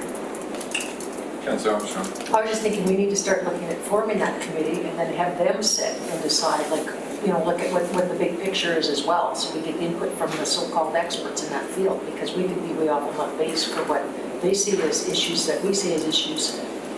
We're going to keep spinning our wheels until that committee gets set, and then we can decide whether it be the GPC or council where to put certain issues back to. But I still think from a task force, the recommendation should come from the Environmental Committee, just like they did in the past, that this is where we see a huge need because they're our experts. Comes to council, then we say yea or nay. So we do have the motion for staff to develop terms of reference for a committee. We do, from the later report, have clearly numerous plans that are related to the environment that we're moving forward. Just a clarification, so that would be for the terms of reference would be like a general, because we're not looking at a technical. Correct. But the technical would be at a task force, correct? That's what I would say. Okay, thank you. So, and then future roundtables, whether they're recommendations from the committee or the will of council, would be decided. And, we'd also expect, I think, if staff are coming forward with a particular plan that they believe a task force or roundtable or some sort of advisory panel would be appropriate, they would include that in the report. Just to follow up, so sort of like similar to the design advisory panel, that's how I kind of envision it. I don't know if that makes sense to people, because that seemed to work really well for everybody. And we've got great designs, and issues were handled there before they even got to council.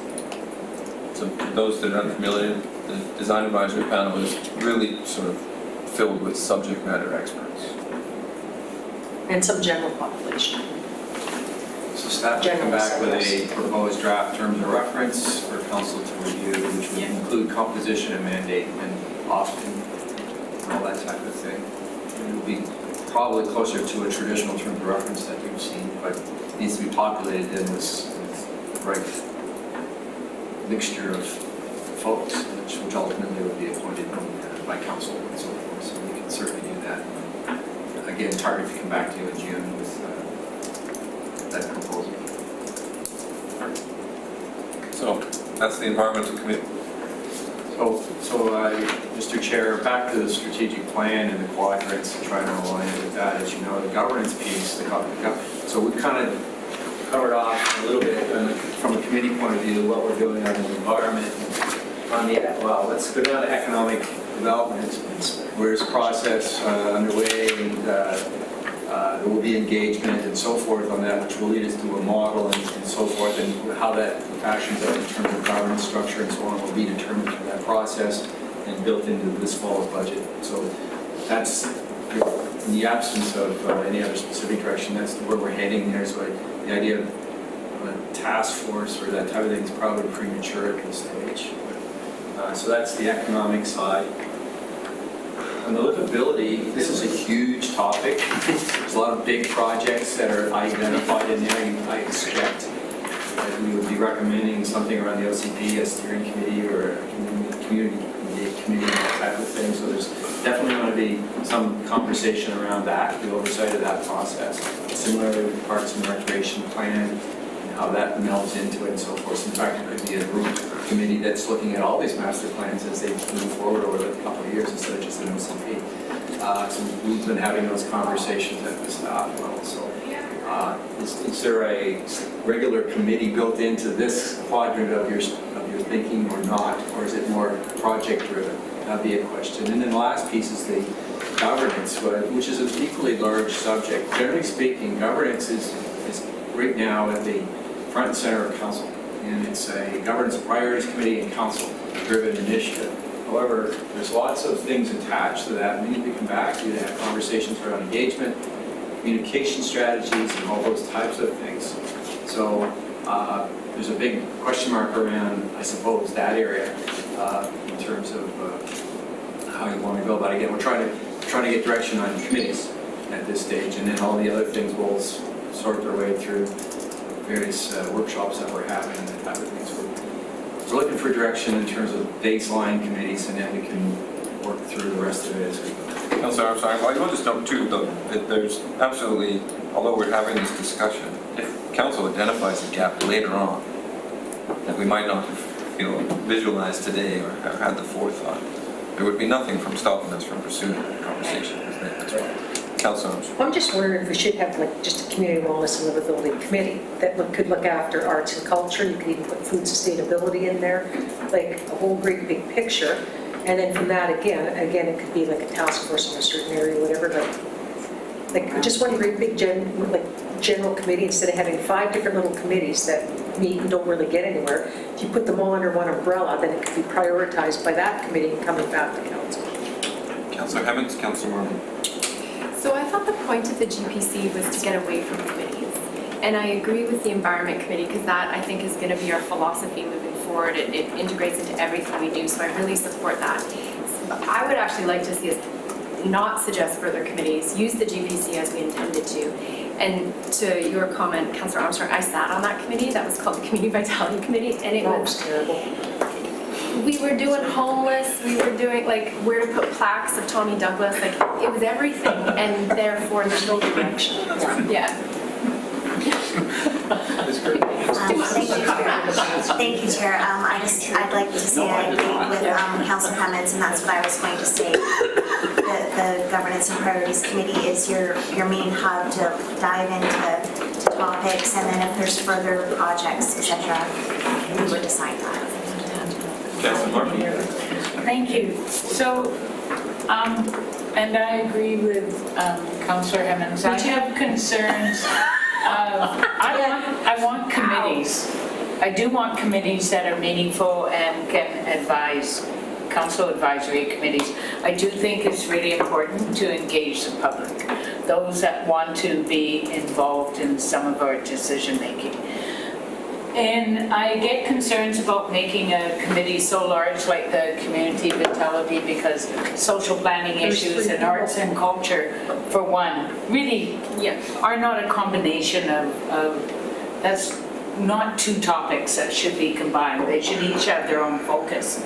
But I do like the idea of a livability committee that maybe their focus is arts and culture and health and wellness, etc. But did we create, was it a task force we created on that, Councillor Brown and Hemmons? Homelessness. That was specific? That's a task force specific? Yeah, that's a task force. For homelessness, okay. So at least I think a good starting point is, I don't want to see committees on everything. I think roundtables are great. I think the neighborhoods love the opportunity of being able to come together and be able to talk about neighborhood planning. So I think that might be a roundtable, but I'm definitely in support of a committee for livability, but let's not make everything in their terms of reference. Let's get more specific. Councillor Gaspar. Just to build on what Councillor Hemmons said, I think that I'm pretty satisfied where we're at in terms of what we have on the table in terms of committees and task force. We have the homelessness task force, or the health and that task force. We've got the roundtable on for economic health. We've got our GPC. We've got the committee on the environment. And I think, as we keep moving and things come up, we can add on to that as necessary. I'm even on the fence of whether we need a committee on the environment and just have it as a task force for the plan, but we need effort there for sure. So I'm content where things are at, and then just and then the one item was the intersectionality committee. Are we moving forward with that? Yeah. I'm willing to speak to that. Okay. And just Chair, I'll just say from the April 29th, the direction was we were going to look into it further and report back, because there was some discussion at that table both ways. Excellent. Yeah, I like that. And then the other thing that I would like council to start thinking about and how that would fit is sort of how we can resource the neighborhood networks, the neighborhood associations, and then the larger network. And should we put more resources into that to sort of help them with governance and have dialogue around development and that with each neighborhood, and something to maybe consider at a GPC down the road. Councillor Thorpe. Thank you, Chair. And I'll start by pointing out that once again, I agree with what Councillor Hemmons said a few minutes ago. Yeah, no, this is good discussion, and I started from a point where I saw us going back to our former traditional committee structure with 8 or 10 fairly sizable committees, and I've totally moved away from that. And I personally now feel the fewer the better. I think we've made really good progress in terms of governance priority committee in the one sector. I'm happy with the environmental committee, since that's a big focus. So I support that. I think staff is moving us forward in terms of economic health and where we're going to go with that, so I'm comfortable with that at this point. Livability is just such a huge area. I'm not convinced that having a standing committee or a select committee in that quadrant would be that useful.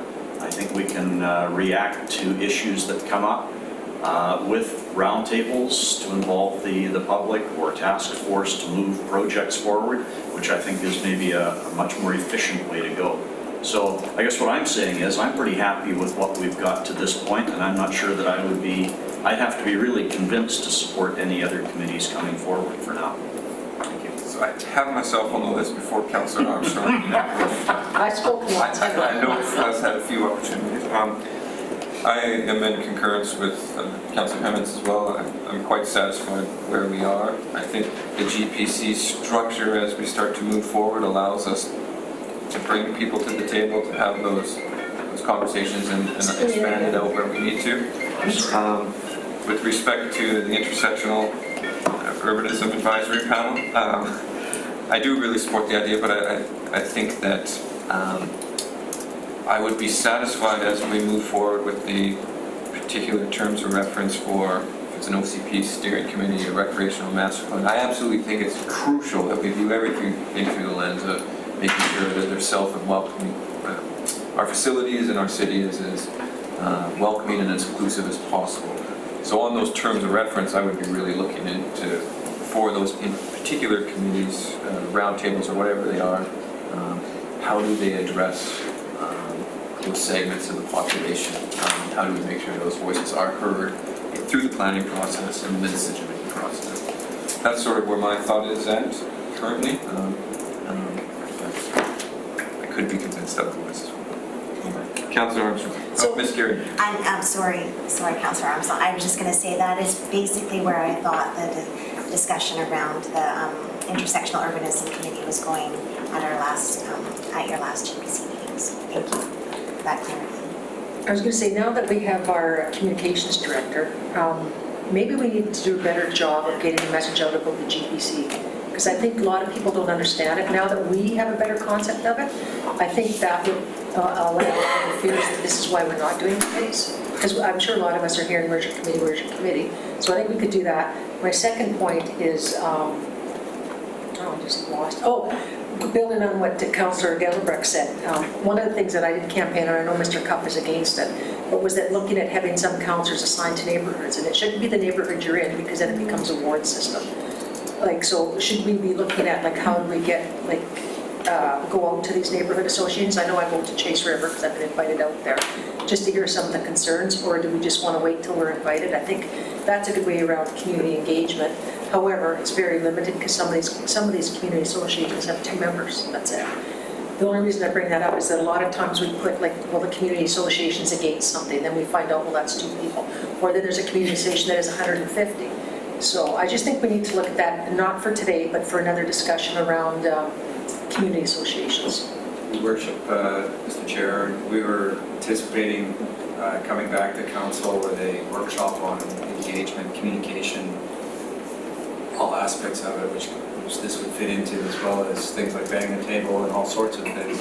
So where we sit, how does that fit into the governance piece with you? So Fernandez's on the onboarding process would be a bit of a learning experience, but also promoting these are the issues that we need to talk about and have a workshop dedicated to that. I think somewhere in June or early July. I think that's okay.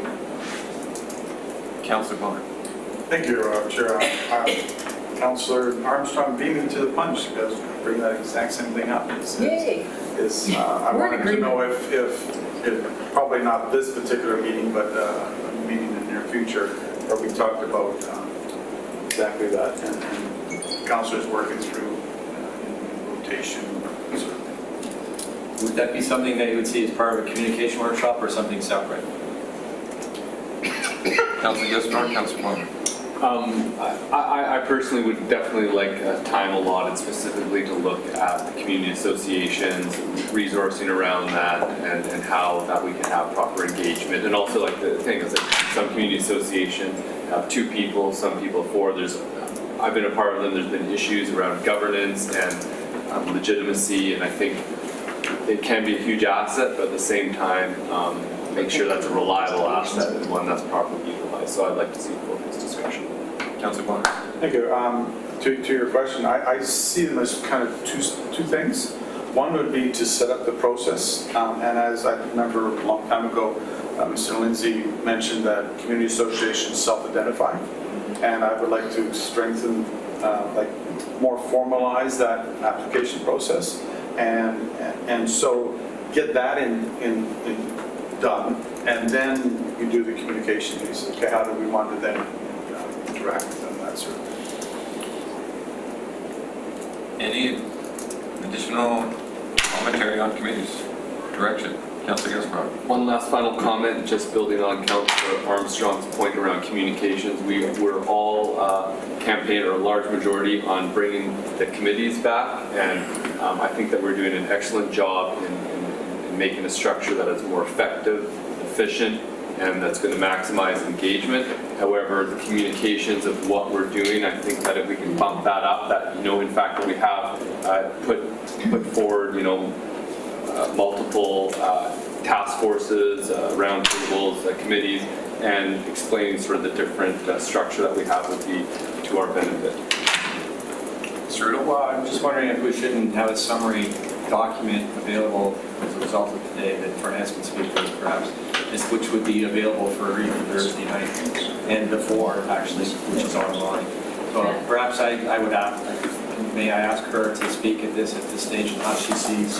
But I mean, what would you like to see in terms of clarity? Are you comfortable with heading into Thursday night?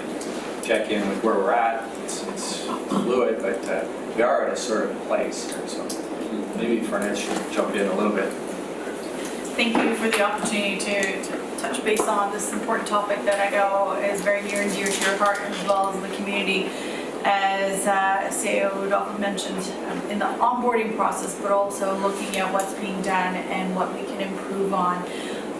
So certainly happy to come back and share more information about opportunities, but I think what is very an important piece to remember that engagement means different things to many people, and as you had discussions on various wordings through the strategic plan, there's various discussions we can have. What does engagement mean to you? Because right now, you're engaging with the public at this through this process where we've just gone through the strategic planning process, and we're going to go through on Thursday. There's other ways that we can engage through, I know you're talking about neighborhood associations being part of the conversation. So the thing is, when there are strategic plans coming to the public for their feedback, that's where you get in touch with your key stakeholders, whether it's through picking up the phone or email saying, we're about to launch a major policy change initiative and we need to hear from you. We're going to have roundtables. We're going to have online opportunities for those businesses that cannot get away. So there's many ways you're currently engaging, and there's many things you're doing from a governance and policy standpoint that's helping put a bug into your network's ears that engagement is going to happen regarding major initiatives that's going to change the face and the look and feel of Nanaimo, and they have an important role to play. So I hope that answers some of your questions, and if not, I'm happy to do some more discussions. Ms. Geary. Thank you, and just to add to what Ms. Feroki said, we have regularly, recently, in the last couple of months, been advertising on all of our social media platforms what's happening at your governance and priorities meeting, so they know you're discussing committees. They knew that the environment committee was on, that sort of thing. As well as we do a summary after the governance and priorities committee and council meetings. We do a summary the next day on the website, and it'll summarize tomorrow that you talked about the environment committee, that you talked about the finance and audit committee. It'll summarize all of those items, and we can send you a copy of that, even though it is on our website under council and committee summaries, for your e-town hall on Thursday evening. So it'll just kind of give you some up-to-date, here's what you talked about today. Councilor Gusmark, oh, sorry, Ms. Feroki. Thank you for the opportunity to speak again, Chair, to Mayor and Council. How many, I don't know if this is the right area to ask, but how many of you follow our social media sites or go or are subscribed to various newsletters that the city provides? Okay, that's an opportunity where you can see what's happening. We need to have a separate day on this. Yeah. Okay, thank you. This is a very quick poll for myself. How to log into Facebook? Thank you. Exactly. More Why to log into Facebook? That's a great question. And our young people don't use it. Our young people don't use it. And I said our young people don't use Facebook. My nieces just laugh at me when I say I'm on Facebook. That's because that's old. Instagram. Yeah, it's got to be Instagram or Snapchat, that's it. That's all they follow. Okay. So separate day on communication, Yes. but I think staff will Just need to- anything in addition to communication and readiness for Thursday night would be, I guess, mine. How do we, are you, I'm not trying to change the subject matter, but there is a transition. I think part of the intro would be Thursday night is really a question and answer night, much like December 10th as far as staff are understanding. See, that will look very much similar to the one that you had back in December with questions from the audience and folks that have emailed or texted in or whatever. And we will, it could be a little intro on the background work that you've been doing provided by staff. And I just wanted to make sure that we're all clear in terms of heading into Thursday night, that you're comfortable with things. But just before we depart, I just wanted to confirm that everyone's comfortable where we are so far with committees, and we can park that conversation for now. Okay. So if there's Thursday night, is there anything from this morning's discussion that needs to be summarized for clarity for Thursday night, or are we comfortable just kind of going in with a general intro and then leave it to conversation, which is 95% of the meeting? Okay, we're good. Councilor Ball? Thank you, Chair. I wouldn't mind some possibly speaking points and possible questions that might come up. What city's policy on it is that I'm not fluent in everything. I know that there's probably going to be a lot of questions on a variety of topics, regardless if we say this E-Town is on a specific issue. So, I wouldn't mind being able to touch base on some of the more important ones, or some of the things that have come up recently. Ms. Gurry? Thank you, Chair. So the topics will be a check-in with you after your first 6 months, and it will be focused mostly around those 4 themes in your strategic plan, draft strategic plan. So that is what the questions should be about. All of the questions that have come in beforehand, you will have up on your screen. So you can, and you'll have it beforehand, the day of as well. But the questions that come in live from those in the audience, those sorts of things, besides having your plan and a draft, I'm not sure what speaking notes we could prepare for you in advance that are outside of that realm. When it comes to budget and or items of a staff nature, staff will be there if we are able to answer the question. Obviously, you won't know the answers to everything. But I don't know if Ms. Faroki or Mr. Rudolph has anything further to say. I'm just not sure how much we can anticipate or provide you speaking notes when we don't know the questions. On taxes, I might make a Yes. suggestion that there's a clear and articulate piece on what a 5% budget increase Yes. means That's in what comparison to individuals that may be experiencing quite a large personal increase in the amount of taxes they pay. There's a lot of confusion out there right now, and understandably, some people are upset that are seeing 10, 15, 20% jumps in the amount that they pay when it says 5% tax increase. So it's very unfortunate for those, it's out of our control, but I think that needs to be communicated, and also how those calculations are done and who sets what.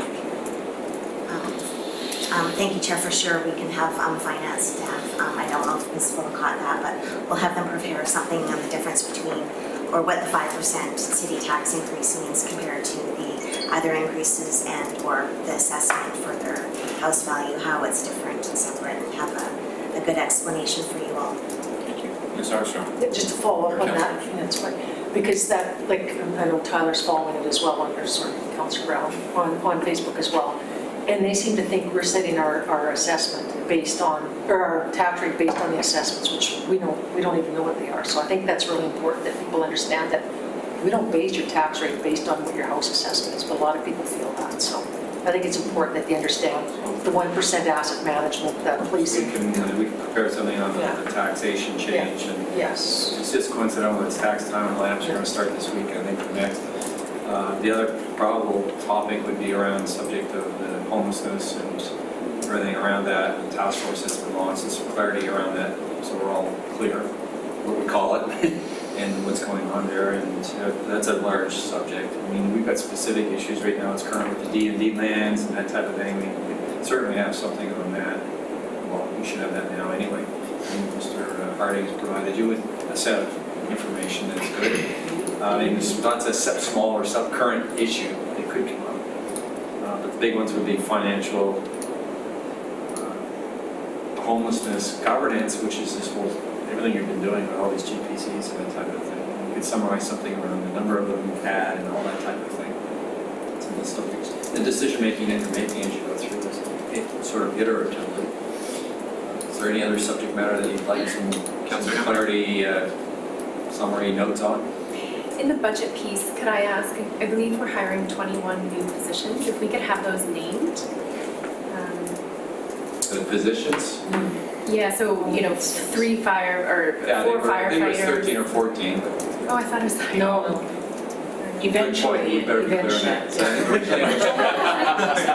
I recall very clearly, staff came before, it was 7, council approved 13 and added another. We're at 14.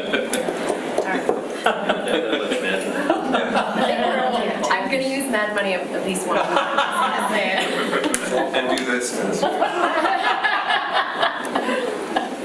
Okay. Thank you. Good, and if there's any other suggestions today or tomorrow, and it gives us enough time to do those for you, we will gladly do that. Really appreciate it. Okay, moving on. Mr. Rudolph, I'll be seeking your guidance here, because we do have number 3, which is the environmental It's report. just a receipt for information, and as intended as a support document for your previous discussion. I think that was all that was there. Seconded. Councilor Bonner? I'll put it on, motion to receive. Seconded by your worship. Councilor Bonner? Thank you. There's a number of recommendations in here. Does that mean that by receiving this, they're going to start? No. Or how do we get it started? No, this is a recommendation. It was just so quickly put together, but it's not perfect. So there's a couple of things. One is there's recommendations for positions. Any positions would have to come forward to budget this fall. So that would be staff recommending, the staff person recommending to the management team, which would then bring it forward to council in the fall. All the other recommendations are just there as